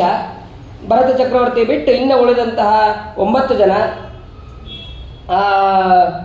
ಕುಶಾವರ್ತ, ಇಳಾವರ್ತ, ಬ್ರಹ್ಮಾವರ್ತ, ಆರ್ಯಾವರ್ತ, ಮಲಯಕೇತು, ಭದ್ರಸೇನ, ಇಂದ್ರಸ್ಪೃಕ, ವಿದರ್ಭ, ಕೀಕಟ ಅಂತನ್ನುವಂತಹ ಈ ರೀತಿಯಾಗಿ 9 ಜನ ಅಲ್ಲಿ ಭರತನ ಬಿಟ್ಟು ಈ 9 ಜನ ಪ್ರಧಾನರು. ಆಮೇಲೆ ಇನ್ನು ಉಳಿದವರು ಕವಿ, ಹರಿ, ಅಂತರಿಕ್ಷ, ಪ್ರಬುದ್ಧ, ಪಿಪ್ಪಲಾಯನ, ಆವಿರ್ಹೋತ್ರ, ದುರ್ಮಿಳ, ಚಮಸ, ಕರಭಾಜನ ಅಂತ ಈ ರೀತಿಯಾಗಿ 9 ಜನ. ಇನ್ನು ಉಳಿದಂತಹ 81 ಜನ ಅವರೆಲ್ಲರೂ ಕೂಡ ಸನ್ಯಾಸಾಶ್ರಮವನ್ನು ಸ್ವೀಕಾರ ಮಾಡಿ ಅವರು ಉಪದೇಶವನ್ನು ಮಾಡೋದಕ್ಕೆ ಅಂತ ಹಿಮಾಚಲಕ್ಕೆ ಹೋಗ್ತಾರೆ. ಈ ಕವಿ, ಹರಿ, ಅಂತರಿಕ್ಷ ಇವರು ಜಾಯಂತೆಯರು ಅಂತಲೇ ಪ್ರಸಿದ್ಧರಾಗಿ ನಿಮಿರಾಜನಿಗೆ ಉಪದೇಶ ಮಾಡ್ತಾರೆ. ಆ ಉಪದೇಶದ ಸಂದರ್ಭ ಅದು 11ನೇ ಸ್ಕಂದದಲ್ಲಿ ಅಲ್ಲಿ ತಿಳಿಯಬಹುದು. ಅದಾದ ಮೇಲೆ ಈ ನಾವೇನು ಈಗ ಇದೀವಲ್ಲ ಈ ಭಾರತ ವರ್ಷ ಯಾವುದೋ ದುಷ್ಯಂತನ ಮಗ ಆ ಭರತನಿಂದ ಬಂದಿದ್ದಲ್ಲ. ಇದು ಸಾಕ್ಷಾತ್ ಋಷಭನಾಮಕ ಚಕ್ರವರ್ತಿಯ ಭಗವಂತನ ಮಗ ಭರತ, ಅವನಿಂದನೇ ಇದು ಭಾರತ ಅಂತ ಬಂದಿದ್ದು ಅಂತ ಹೇಳ್ತಾರೆ. ಆಸೀತ್ ಏನೇದಂ ವರ್ಷಂ ಭಾರತಮಿತಂ ವ್ಯಪದಿಶಂತಿ. ಹೇಗೆ ಅಂತಂದರೆ ಎಲ್ಲ ತಂದೆಯಂದರು ಅವ್ರೇನು ಮಾಡ್ತಾರೆ, ತಮ್ಮ ಮಕ್ಕಳ ಹೆಸರಲ್ಲಿ ರಾಜ್ಯವನ್ನು ಬರೀತಾರೆ. ಅದೇ ರೀತಿಯಾಗಿ ಋಷಭನಾಮಕನು ಕೂಡ ತನ್ನ ಮಗನಾದಂತಹ ಹಿರಿಯ ಮಗನಾದಂತಹ ಈ ಭರತನ ಹೆಸರಲ್ಲಿ ರಾಜ್ಯವನ್ನು ಬರೆದ. ರಾಜ್ಯ ಅಂದರೆ ಇಡೀ ಭರತಖಂಡ, ಈ ಭರತ ವರ್ಷವನ್ನು ಅವನ ಹೆಸರಲ್ಲಿ ಬರೆದ. ಅದನ್ನೇ ಭಾರತ ವರ್ಷ ಅಂತ ಕರೀತಾರೆ. ಒಂದು ಸಲ ಈ ಋಷಭನಾಮಕ ಭಗವಂತ ತನ್ನ ಎಲ್ಲ ಮಕ್ಕಳನ್ನು 100 ಜನ ಮಕ್ಕಳನ್ನು ಕರೆದು ಉಪದೇಶವನ್ನು ಮಾಡ್ತಾನೆ. ಯಾವ ರೀತಿಯಾಗಿ ರಾಜ್ಯವನ್ನು ಆಳಬೇಕು, ಮಕ್ಕಳು ಯಾವ ರೀತಿಯಾಗಿ ಇರಬೇಕು, ಒಬ್ಬ ತಂದೆ ಮಕ್ಕಳಿಗೆ ಹೇಗೆ ಉಪದೇಶವನ್ನು ಮಾಡಬೇಕು, ಅದನ್ನು ಕೂಡ ಆ ಋಷಭನಾಮಕ ಭಗವಂತ ನಮಗೆ ತಿಳಿಸ್ತಾನೆ. ನಾಯಂ ದೇಹೋ ದೇಹವಾಜಾ ನೃಲೋಕೆ ಕಸ್ತತ್ ಕಾಮಾನರ್ಹತಿ ವಿಡ್ಭುಜಾಂಗೇ ತಪೋ ದಿವ್ಯೋ ಹ್ಯರ್ಹತ ಏನ ಸತ್ವಂ ಶುದ್ಧೇದ್ಯಸ್ಮಾತ್ ಬ್ರಹ್ಮಸುಖಂ ಹ್ಯನಂತಂ. ನೋಡ್ರಿ, ಮಕ್ಕಳು ಎಲ್ಲ ಮಕ್ಕಳು ಇದ್ದಾರೆ ಮತ್ತು ಬೇರೆ ಬೇರೆ ಋಷಿಗಳು ಇದ್ದಾರೆ. ಆ ಮಕ್ಕಳನ್ನ ಕುರಿತು ಸಂಬೋಧನೆ ಮಾಡಿ ಹೇಳ್ತಾ ಇದ್ದಾರೆ, ಈ ದೇಹ ನಿಮ್ಮದಲ್ಲ, ಸರ್ವತಾ ನಿಮ್ಮದಲ್ಲ. ಆಮೇಲೆ ಇದೆಲ್ಲವೂ ಕೂಡ ನಾನು ಕೊಟ್ಟದ್ದು ನಿಮಗೆ. ಯಾಕಂದರೆ ಅವನು ಭಗವಂತನೇ, ಸಾಕ್ಷಾತ್ ಭಗವಂತನೇ. ಹಾಗಾಗಿ ಅವನು ಅದನ್ನು ಹೇಳ್ತಾ ಇದ್ದಾನೆ. ಮತ್ತು ಯಾವಾಗಲೂ ಕರ್ಮಾಸಕ್ತಿಯರ ಆಗಬೇಡ್ರಿ, ಭಗವಂತನನ್ನು ಹೊಂದುವಂತಹ ವಿಚಾರಗಳನ್ನು ನೀವು ಮಾಡಿರಿ, ತಪಸ್ಸನ್ನು ಮಾಡಿರಿ, ಮತ್ತು ಶುದ್ಧವಾದಂತಹ ಮನಸ್ಸನ್ನು ಉಳ್ಳವರಾಗ್ರಿ ನೀವು ಅಂತ ಹೇಳ್ತಾರೆ. ಹಾಗಾದರೆ ಏನು ಮಾಡಬೇಕು? ಮಹತ್ ಸೇವಾಂ ದ್ವಾರಮಾಹುರ್ ವಿಮುಕ್ತೇ ತಮೋದ್ವಾರಂ ಯೋಷಿತಾಂ ಸಂಗಿ ಸಂಗಂ. ಒಳ್ಳೆಯದು ಮಾರ್ಗಕ್ಕೆ ಒಳ್ಳೆಯ ಮಾರ್ಗ ಮತ್ತು ಕೆಟ್ಟ ಮಾರ್ಗ ಎರಡನ್ನೂ ಭಗವಂತ ಹೇಳ್ತಾನೆ. ಒಳ್ಳೆಯ ಮಾರ್ಗ ಅಂದರೆ ಯಾವುದು? ಆ ಮಹಾತ್ಮರ ಸೇವೆ. ಆ ಮಹಾತ್ಮರ ಸೇವೆಯನ್ನು ಮಾಡಿದ್ರೆ ನಮಗೆ ಮೋಕ್ಷ ಅಂತ ಅನ್ನೋದಾಗತ್ತೆ. ಮತ್ತು ಇನ್ನು ಅಂಧನ ತಮಸ್ಸಿಗೆ ಹೋಗ್ಬೇಕು ಅಂತಂದರೆ ಯೋಷಿತಾಂ ಸಂಗಿ ಸಂಗಮ್, ಯೋಷಿತ್ ಜನರ ಅಂದರೆ ದುಷ್ಟ ಸ್ತ್ರೀಯರ ಸಂಘ ಮಾಡೋದೇ ಅದು ತಮಸ್ಸಿಗೆ ಕಾರಣ. ಹೀಗೆ ನೀವು ಸೇವೆಯನ್ನು ಮಾಡಬೇಕು ಅಂತಂದು ಹೇಳ್ತಾ ಇದ್ದಾನೆ ಭಗವಂತ. ಆಮೇಲೆ ಹರೋ ಗುರು ಮೈ ಭಕ್ತ್ಯಾನುವೃತ್ಯ ವಿತೃಷ್ಣಯ ದ್ವಂದ್ವ ತಿತಿಕ್ಷ್ಣಯ ಚ, ಎಲ್ಲ ಭಗವಂತನಲ್ಲಿ ಎಲ್ಲ ಕಡೆ ವ್ಯಾಪ್ತನಾದಂತಹ ಭಗವಂತ. ಆಮೇಲೆ ಗುರುಗಳಲ್ಲಿ ಮೈ ನನ್ನಲ್ಲಿ ಅಂದರೆ ಅವನು ತಂದೆಯಾಗಿ ಹೇಳ್ತಾ ಇದ್ದಾನೆ, ಭಗವಂತನಾಗೂ ಹೇಳ್ತಾ ಇದ್ದಾನೆ. ಎರಡನ್ನೂ ಅಲ್ಲಿ ನಾವು ತಿಳಿಬೇಕು. ನನ್ನಲ್ಲೂ ಕೂಡ ನೀವು ಭಕ್ತಿಯನ್ನು ಮಾಡಬೇಕು. ಆಮೇಲೆ ಸರಿಯಾದಂತಹ ದ್ವಂದ್ವ ತಿತಿಕ್ಷ್ಣಯ ಅಂದರೆ ಜಯ ಅಪಜಯ ಸುಖ ದುಃಖ ಈ ಲಾಭ ಅಲಾಭ ಇವುಗಳನ್ನು ಸರಿಯಾಗಿ ತಿಳಿದು ನಾವು ಕರ್ಮಗಳನ್ನು ಮಾಡಬೇಕು. ಎಲ್ಲ ಕರ್ಮಗಳನ್ನು ನನಗೆ ಸಮರ್ಪಣೆ ಮಾಡಬೇಕು, ಭಗವಂತನಿಗೆ ಸಮರ್ಪಣೆ ಮಾಡಬೇಕು. ಇದನ್ನು ಹೇಳ್ತಾ ಇದ್ದಾನೆ. ಯಾರು ಉಪದೇಶವನ್ನು ಮಾಡೋದಿಲ್ವೋ ಅವರು ಗುರುಗಳಲ್ಲ, ಬಂಧುಗಳಲ್ಲ, ತಂದೆ ಅಲ್ಲ. ಎಲ್ಲರೂ ಕೂಡ ತಮ್ಮ ಮಕ್ಕಳಿಗೆ ಈ ರೀತಿಯಾದಂತಹ ಉಪದೇಶವನ್ನು ಮಾಡಬೇಕು. ಮಾಡದೇ ಇದ್ದರೆ ಅವ್ರು ಯಾರೂ ಕೂಡ ಗುರುಗಳಲ್ಲ, ಬಂಧುಗಳಲ್ಲ ಅಂತ ಅನ್ನೋದನ್ನು ಅವನು ಹೇಳ್ತಾ ಇದ್ದಾನೆ. ಆಮೇಲೆ ಯಾವುದೇ ಕಾರಣಕ್ಕೆ ನಿಮ್ಗೆ ಎಷ್ಟೇ ಕಷ್ಟ ಬಂದರೂ ಬ್ರಾಹ್ಮಣರಿಗೆ ಮಾತ್ರ ನೀವು ಅಗೌರವವನ್ನು ಅವಮಾನವನ್ನು ಸರ್ವತಾ ಮಾಡಬೇಡ್ರಿ. ನ ಬ್ರಾಹ್ಮಣೇ ಸ್ತುಲಯೇ ಭೂತಮನ್ಯತ್ ಪಶ್ಯಾಮಿ ವಿಪ್ರಾತ್ ಕಿಮತಃ ಪರಂನು. ಅವರ ಬ್ರಾಹ್ಮಣರ ಸೇವೆಯನ್ನು ಮಾಡೋದರಿಂದ ನಮಗೆ ಎಷ್ಟೋ ವಿಧವಾದಂತಹ ಶ್ರೇಷ್ಠವಾದ ಗತಿ ಅಂತ ಅನ್ನೋದು ಆಗ್ತಾ ಇರುತ್ತೆ. ಹಾಗಾಗಿ ಅದು ಯಾವುದನ್ನು ಮಾಡದೇ ಇರಬೇಡ್ರಿ ಅಂತ ತಮ್ಮ ಮಕ್ಕಳಿಗೆ ಹೇಳ್ತಾ ಇದ್ದಾನೆ.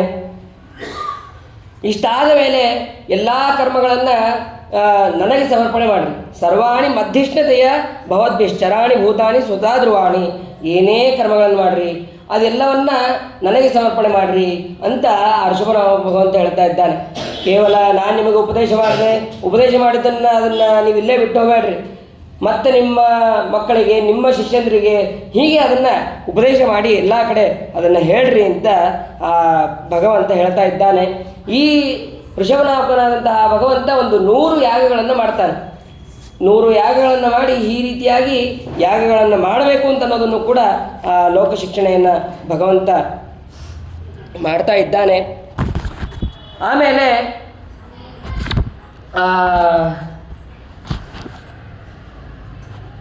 ಉಪದೇಶ ಮಾಡಿದ ಮೇಲೆ ಈಗ ಬ್ರಾಹ್ಮಣರಿಗೆ ಉಪದೇಶ ಮಾಡಿದ್ದಾಯಿತು. 4 ರೀತಿಯಾದಂತಹ ವರ್ಣಾಶ್ರಮಗಳನ್ನು, ಜಾತಿಗಳನ್ನು ಎಲ್ಲವನ್ನೂ ಕೂಡ ಈ ಋಷಭನಾಮಕ ಭಗವಂತ ತೋರಿಸ್ತಾ ಇದ್ದಾರೆ. ಮೊದಲಿಗೆ ಬ್ರಹ್ಮಚಾರಿಯಾಗಿ ಹೇಗಿರಬೇಕು ಅಂತ ಅನ್ನೋದು ತೋರಿಸ್ದ. ಆಮೇಲೆ ಗೃಹಸ್ಥಾಶ್ರಮ ಆಗಿ ಹೇಗೆ ಪರಿಪಾಲನೆ ಮಾಡಬೇಕು, ರಾಜ್ಯವನ್ನು ಹೇಗೆ ಪರಿಪಾಲನೆ ಮಾಡಬೇಕು ಅನ್ನೋದು ತಿಳಿಸ್ದ. ಅದಾದ ಮೇಲೆ ವಾನಪ್ರಸ್ಥಾಶ್ರಮ, ಅದಾದಮೇಲೆ ಸನ್ಯಾಸಾಶ್ರಮವನ್ನು ಸ್ವೀಕಾರ ಮಾಡಿ ಅದರಂತೆ ಯಾವ ನಿಯಮ ಇದೆ ಆ ಸನ್ಯಾಸಾಶ್ರಮ ನಿಯಮವನ್ನು ನಾನು ತೋರಿಸ್ತೀನಿ ಅಂತ ಹೇಳಿ ಅವನು ಅಲ್ಲಿ ತೋರಿಸ್ತಾ ಇದ್ದಾನೆ. ಅದಾದ ಮೇಲೆ ಸನ್ಯಾಸಾಶ್ರಮದ ನಿಯಮವನ್ನು ತೋರಿಸಿದ ಮೇಲೆ ಬೇರೆ ನಿಯಮಗಳನ್ನು, ಬೇರೆ ಜಾತಿದವರು ಅವ್ರು ಮಾಡುವಂತಹ ನಿಯಮಗಳನ್ನು ನಾನೇ ತೋರಿಸ್ತೀನಿ, ಅದನ್ನ್ಯಾಕೆ ನೀವು ತಪ್ಪಾಗಿ ತಿಳಿತೀರಿ ಅಂತಂದು. ಆದರೆ ತಿಳಿದಿದ್ದವ್ರು ತಪ್ಪಾಗಿ ತಿಳಿತಾರೆ ಕೊನೆಗೆ. ಆದರೆ ಭಗವಂತ ಅದನ್ನು ಸರಿಯಾಗಿ ತೋರಿಸಿರ್ತಾನೆ. ತೋರಿಸಿದ್ರು ಕೂಡ ಅದನ್ನು ತಪ್ಪಾಗಿ ಅವರು ತಿಳಿದು ಅಜ್ಞಾನವನ್ನು ಹೊಂದಿ ಅಂಧನ ತಮಸ್ಸಿಗೆ ಹೋಗ್ತಾರೆ. ಅದಾದ ಮೇಲೆ ಹೀಗೆ ಎಲ್ಲ ಕಡೆ ಅವನು ಸಂಚಾರ ಮಾಡ್ತಾ ಕರ್ನಾಟಕ ಈ ಕಡೆ ಎಲ್ಲ ಕಡೆ ಹೋಗ್ತಾನೆ. ಅವನು ಸಂಚಾರ ಮಾಡ್ತಾ ಒಂದು ಕಡೆ ಕುಟಚಾಚಲ ಅಂತ, ಆ ಕುಟಚಾಚಲಕ್ಕೆ ಹೋದಾಗ ಅಲ್ಲಿ ಒಂದು ಅರಣ್ಯ ಇರುತ್ತೆ. ಆ ಅರಣ್ಯದಲ್ಲಿ ಅವನು ಪ್ರವೇಶ ಮಾಡ್ತಾನೆ. ಅಲ್ಲಿ ಹೋದಾಗ ಅದು ಬೆಂಕಿ ಇರುತ್ತೆ, ಅದರಿಂದ ಕಾಡಿಗೆ ಹತ್ತೋಗುತ್ತೆ. ಕಾಡಿಗೆ ಹತ್ತ ತಕ್ಷಣ ಎಲ್ಲರೂ ಏನಕೊಂತಾರೆ, ಅಲ್ಲಿ ಈ ವ್ಯಕ್ತಿ ಹೋದ ತಕ್ಷಣ ಸುಟ್ಟು ಹೋಯ್ತು ಅಂತಂದು ಅವನು ಕೂಡ ಅಲ್ಲಿ ಭಸ್ಮ ಆದ ಅಂತ ಅಂದ್ಕೊಂಬಿಟ್ರು. ಆದರೆ ಅವನು ಅಲ್ಲಿ ಹೋಗ್ಬೇಕಾದ್ರೆ ಹೇಗಿದ್ದ ಅಂತಂದರೆ ಯಾವುದೇ ರೀತಿಯಾದಂತಹ ವಸ್ತ್ರ ಇಲ್ಲ, ಹುಚ್ಚರು ಹೇಗಿರಬೇಕು ಹಾಗೆ ಅದನ್ನು ಭಗವಂತ ತೋರಿಸ್ತಾ ಇದ್ದ. ಅಲ್ಲಿ ಕಾಡ್ಗಿಚ್ಚು ಬಂದಿದೆ ಅಂತ ಜನ ಎಲ್ಲರೂ ಅದನ್ನು ನಂಬಿದ್ರು. ಅಲ್ಲಿ ಹೋಗಿ ಇವನು ಭಸ್ಮ ಆದ ಅಂತ ಅನ್ನೋದನ್ನು ಜನ ನಂಬಿದ್ರು. ಹೊರಗಿಂದ ಬರಬೇಕಾದ್ರೆ ಯಾರನ್ನ ಒಬ್ಬ ಹೊಸ ವ್ಯಕ್ತಿ ಅಂತನೋ ಹಾಗೆ ಅವನು ಭಗವಂತ ಬರ್ತಾನೆ. ಆವಾಗ ಋಷಭ ಅಂತ ಹೇಳ್ಕೊಳ್ಳೋದಿಲ್ಲ ಅವನು. ನಾನು ವಾಸುದೇವ ಅಂತ ಹೇಳ್ತಾನೆ. ನಾನು ವಾಸುದೇವ ಅಂತ ಹೇಳ್ಕೊಂಡಾಗ ಅದನ್ನು ಒಬ್ಬ ಅಲ್ಲಿ ಇದ್ದಂತಹ ರಾಜ ಅರ್ಹನ್ ಅಂತನ್ನುವಂಥ ಒಬ್ಬ ರಾಜ, ಅವನು ಈಗ ನನ್ನ ಹೆಸರು ಕೇಳಿದ್ರೆ ನನ್ನ ಹೆಸರು ಸುಮೇಧ ಅಂತ ನಾ ಹೇಳಿದಾಗ ಅವನು ಈ ಆಚಾರ್ಯ ಹೆಸರು ಸುಮೇಧ ಅಂತ ಹೇಳಬೇಕು ಹೊರತು ನನ್ನ ಹೆಸರು ಸುಮೇಧ ಅಂತ ಅವನು ಹೇಳಬಾರ್ದು, ಅದು ತಪ್ಪಾಗತ್ತೆ. ಅವನೇನು ಮಾಡಿದೆ, ನಾನು ವಾಸುದೇವ ಅಂತ ತಿಳಿದು ಹಾಗೆ ಅದನ್ನು ತಪ್ಪಾಗಿ ತನ್ನ 2 ಮತಗಳನ್ನು ಅವನು ಪ್ರಚಾರ ಮಾಡೋದಕ್ಕೆ ಪ್ರಾರಂಭ ಮಾಡಿದ. ಹಿಂದೆ ಯಾವ ರೀತಿಯಾಗಿ ಪೌಂಡ್ರಕ ವಾಸುದೇವ ಅವನು ನಾನು ವಾಸುದೇವ ಅಂತ ಹೆಂಗೆ ಅವನು ಅಂದ್ಕೊಂಡು ಅನ್ನೊಂದು ತಮಸ್ಸಿಗೆ ಹೋದ್ನೋ, ಅದೇ ರೀತಿಯಾಗಿ ಇವನು ಕೂಡ ಆ ಪೌಂಡ್ರಕ ವಾಸುದೇವನೇ ಈಗ ಅರ್ಹನ್ ಅಂತನ್ನುವಂತಹ ರಾಜ ಆಗಿದ್ದಾನೆ ಅಂತ ಅನ್ನೋದನ್ನು ಕೂಡ ಇಲ್ಲಿ ತಿಳಿಸ್ತಾರೆ. ಒಂದು ನಾನೇ ವಾಸುದೇವ ಅಂತನ್ನುವಂತಹ ಮತವನ್ನು ಹೇಳಿದ, ಇನ್ನೊಂದು ಅಹಿಂಸಾ ಇತ್ಯಾದಿ ಜೈನ ಮತವನ್ನು ಕೂಡ ಅವನು ಪ್ರವರ್ತನೆ ಮಾಡ್ತಾನೆ ಆ ಅರ್ಹನ್ ಅಂತನ್ನುವಂತಹ ರಾಜ. ಅದನ್ನೇ ಜನ ನಿಜವಾದ ತತ್ವ ಅಂತ ತಿಳಿದು ಅದನ್ನು ತಪ್ಪಾಗಿ ತಿಳಿತಾರೆ. ಅದನ್ನು ಕಲಿಯುಗದಲ್ಲಿ ಮುಂದೆ ಆ ಮತದವರು ಅನುಸರಿಸ್ತಾರೆ. ಅದಾದ ಮೇಲೆ ಭಗವಂತ ಅಲ್ಲಿ ಹೀಗೆ ಎಲ್ಲರಿಗೂ ಬೇರೆ ಬೇರೆ ರೀತಿಯಾದಂತಹ ಜಾತಿ ಅವರವರಿಗೆ ಯೋಗ್ಯವಾದಂತಹ ಅದನ್ನು ತಿಳಿಸಿ ಅವನು ಅಲ್ಲಿಂದ ಹೊರಟಿದ್ದಾನೆ ಭಗವಂತ. ಅದಾದ ಮೇಲೆ ಭರತ ಚಕ್ರವರ್ತಿ ಆ ಋಷಭನಾಮಕನಾದಂತಹ ಮಗನಾದಂತಹ ಭರತ ಅವನು ವಿಶ್ವರೂಪನ ಮಗಳು ಪಂಚಜನಿ ಅಂತನ್ನುವಳನ್ನು ಮದುವೆ ಆಗ್ತಾನೆ. ಮದುವೆಯಾಗಿ ಅಲ್ಲಿ 5 ಜನ ಮಕ್ಕಳನ್ನು ಅವನು ಪಡಿತಾನೆ. ಪಡೆದು ಅವನು ಬೇಕಾದಷ್ಟು ಉತ್ತಮವಾಗಿ ರಾಜ್ಯವನ್ನು ತಂದೆ ಹೇಳಿದಂತಹ ರೀತಿಯಲ್ಲಿ ಅವನು ರಾಜ್ಯವನ್ನು ಎಲ್ಲವನ್ನು ಕೂಡ ಆಳ್ತಾನೆ. ರಾಜ್ಯವನ್ನು ಆಳಿದ ಮೇಲೆ ಸರಿ, ಇನ್ನು ರಾಜ್ಯಭಾರ ಎಲ್ಲ ಮುಗೀತು, ಇನ್ಯಾವ ಸಂಘನೂ ಬೇಡ ಏನು ಬೇಡ ಅಂತ ಹೇಳಿ ಅವನು ಒಂದು ವನಕ್ಕೆ ಹೋಗ್ತಾನೆ. ವನಕ್ಕೆ ಹೋದಾಗ ಅಲ್ಲಿ ತನ್ನ ಮಗನಿಗೆ ರಾಜ್ಯವನ್ನು ಕೊಟ್ಟು ಅವನು ವನಕ್ಕೆ ಹೋಗಿರ್ತಾನೆ. ವನಕ್ಕೆ ಹೋದ ಮೇಲೆ ಒಂದು ಸಲ ಒಂದು ಜಿಂಕೆ, ಯಾವುದೂ ಸಂಘ ಬೇಡ ಅಂತಂದು ಅವನು ವನಕ್ಕೆ ಹೋಗಿರ್ತಾನೆ. ಆದರೆ ಏನು ಮಾಡೋದು, ಪ್ರಾರಬ್ಧ ಕರ್ಮ ಅಂತ ಅನ್ನೋದು ಯಾರಿಗೂ ಬಿಟ್ಟಿದ್ದಲ್ಲ. ಅವನ ಪ್ರಾರಬ್ಧ ಕರ್ಮ ಸ್ವಲ್ಪ ಇತ್ತು ಇನ್ನೂ. ಅದಕ್ಕೆ ಅಲ್ಲೊಂದು ಜಿಂಕೆ ಬಂತು. ಆ ಜಿಂಕೆ ತುಂಬು ಗರ್ಭಿಣಿ. ಅದು ಒಂದು ನದಿಯನ್ನು ದಾಟಬೇಕಾಗಿದೆ.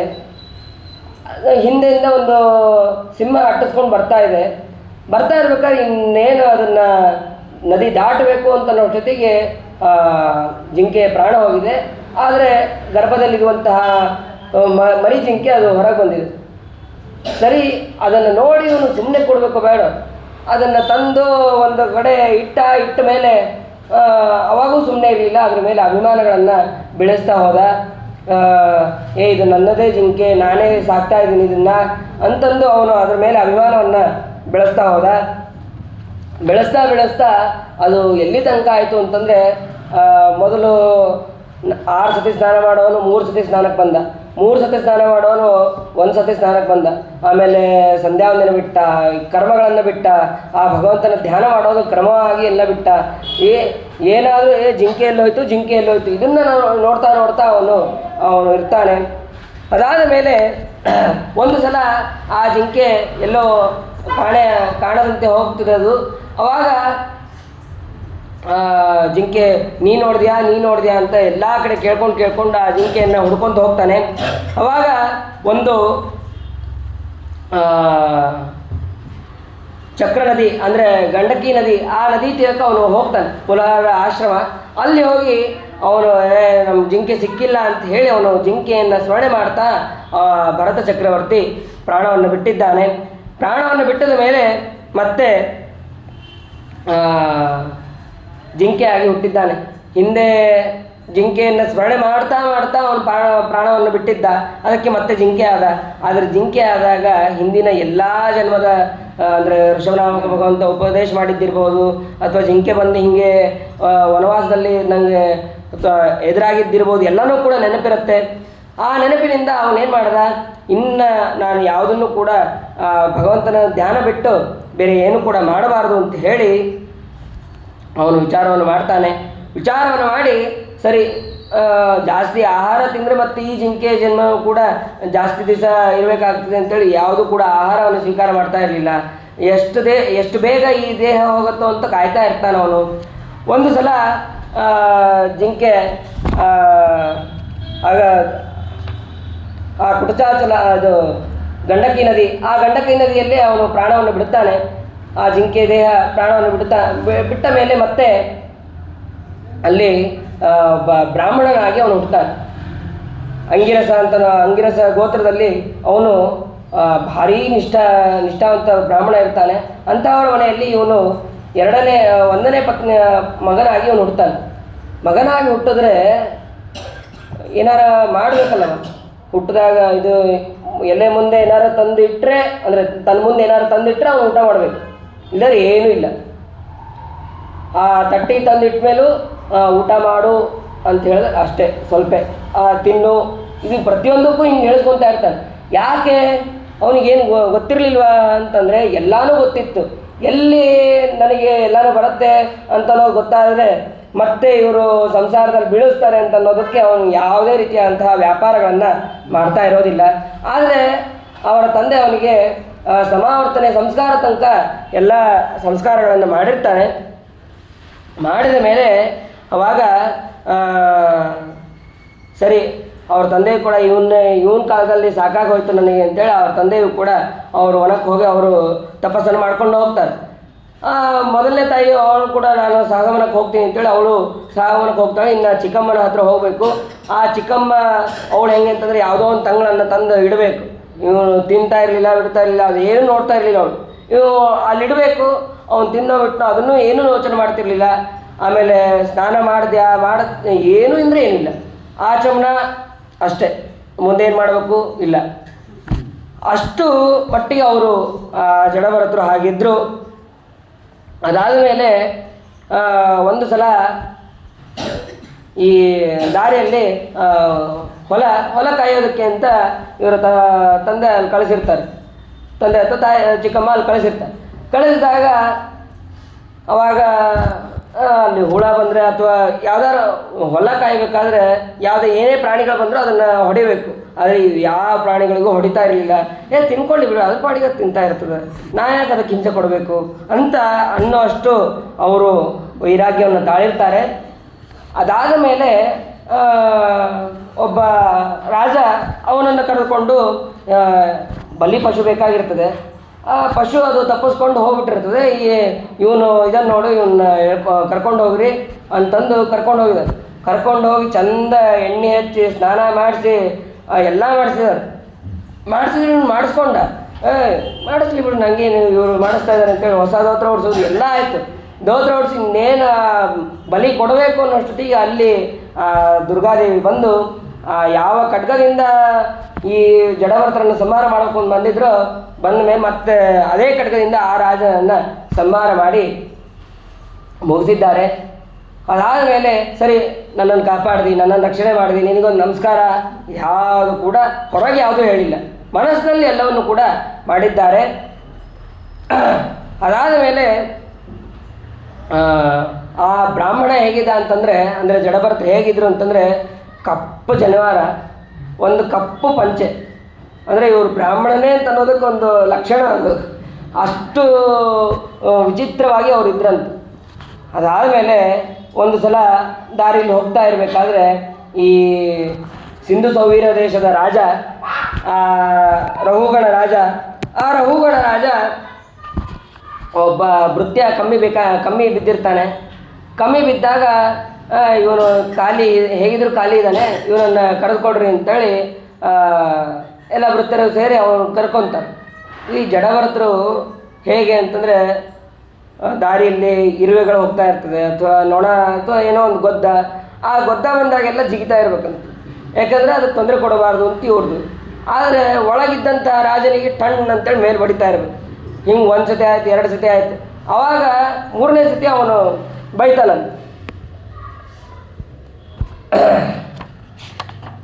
ಏನೇನು ಬಹಳ ದೂರದಿಂದ ಹೊತ್ಕೊಂಡ್ಬಂದಿದ್ದೆ ನೀನು,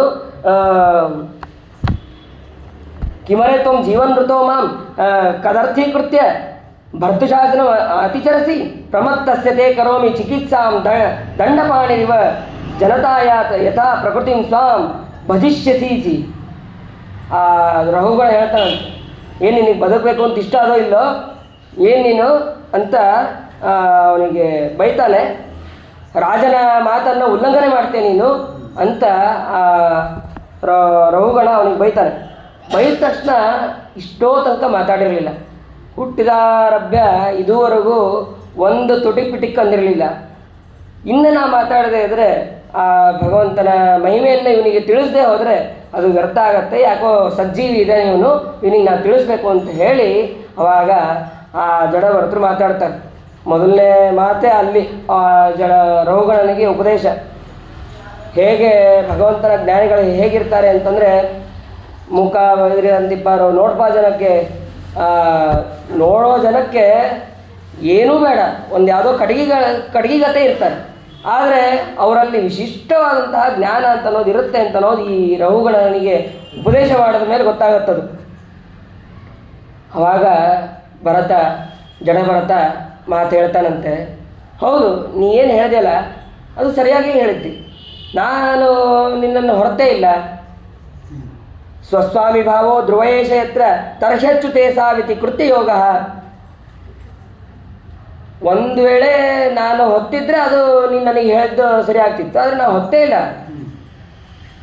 ಇದು ನೋಡು ನನ್ನ ಕೈ, ಆ ಕೈ ಆಶ್ರಿತವಾದದ್ದು ಟೊಂಕ, ಆ ಟೊಂಕ ಆಶ್ರಿತವಾದದ್ದು ಕಾಲು ಆಶ್ರಿತವಾದದ್ದು ಭೂಮಿ, ಆ ಭೂಮಿಯನ್ನು ಆಶ್ರಯ ಇದು ಭಗವಂತ ಅದನ್ನು ಧಾರಣೆ ಮಾಡಿದ್ದಾನೆ. ಹಾಗಾಗಿ ಇದನ್ನೆಲ್ಲ ಹೊರವನು ಭಗವಂತ, ನಾ ಅಲ್ವೇ ಅಲ್ಲ ಅಂತ ಹೇಳಿ ಅವನಿಗೆ ರಹುಗಣನಿಗೆ ಹೇಳ್ತಾನೆ. ಹೇಳಿದ ತಕ್ಷಣ ಆ ರಹುಗಣನಿಗೆ ಆಶ್ಚರ್ಯ ಆಯಿತು. ನಾ ಯಾರೋ ಸಾಮಾನ್ಯ ವ್ಯಕ್ತಿ ಅಂತ ಅಂದ್ಕೊಂಡಿದ್ದೆ, ಇವನು ಸಾಮಾನ್ಯದವನಲ್ಲ, ವಿಶೇಷ ವ್ಯಕ್ತಿ ಅಂತಂದು ತಕ್ಷಣದಲ್ಲೇ ಅವನು ಪಲ್ಲಕ್ಕಿಯಿಂದ ಜಿಗಿದು ಅವನು ರಹುಗಣ ಉಪದೇಶಕ್ಕೆ ಅಂತಲೇ ಹೋಗ್ತಾ ಇರ್ತಾನೆ. ಕಪಿಲ ನಾಮಕ ಭಗವಂತನ ಹತ್ರ ಉಪದೇಶ ಪಡೆಯೋದಕ್ಕೆ ಅಂತಲೇ ಹೋಗ್ತಾ ಇರ್ತಾನೆ. ಅಲ್ಲಿ ಹೋಗೋದೇನು, ಇವ್ರ ಹತ್ರನೇ ಉಪದೇಶವನ್ನು ಕೇಳೋಣ ಅಂತ ಹೇಳಿ ಅಲ್ಲಿ ಉಪದೇಶವನ್ನು ಅವನು ಪಡಿತಾನೆ. ನಾಹಂ ವಿಶಂಕೆ ಸುರರಾಜ ವಜ್ರನ್ ನತ್ರಕ್ಷ ಶೂಲಾನ್ ನಯಮಸ್ಯ ದಂಡ ನಾಗ್ನರ್ಕ ಸೋಮಾನಿಲ ವಿತ್ತಪಾಸ್ತ್ರ ಚಂಕೆ ವೃಷಂ ಬ್ರಹ್ಮ ಕುಲಾವಮಾನಾತ್. ನಾನು ಯಾವತ್ತೂ ನಮ್ಮ ಮೇಲಿನವರ ಯಾವುದೋ ದೊಡ್ಡ ರಾಜರನ್ನ ನಾನು ಅವರೇನಾರು ಹೇಳಿದ್ರೆ ನಾನು ಸಹಿಸ್ಕೊತೀನಿ, ಆದರೆ ತ್ರಿಶೂಲದಿಂದ ನನಗೆ ಚುಚ್ಚಿದ್ರೂ ನಾನು ಅದನ್ನು ಸಹಿಸ್ಕೊತೀನಿ. ಆದರೆ ಬ್ರಾಹ್ಮಣರ ಅವಮಾನ, ಬ್ರಾಹ್ಮಣರ ನಿಂದೆ ಮಾತ್ರ ನಾನು ಸರ್ವತಾ ಸಹಿಸೋದಿಲ್ಲ. ನೀವು ಯಾರು ಮಹಾನ್ ಭಾವರು ನೀವು, ಹಾಗಾದರೆ ನೀವು ನನಗೆ ಉಪದೇಶವನ್ನು ಮಾಡಬೇಕು ಅಂತ ಹೇಳಿದಾಗ ಅವಾಗ ಉಪದೇಶವನ್ನು ಮಾಡ್ತಾರೆ.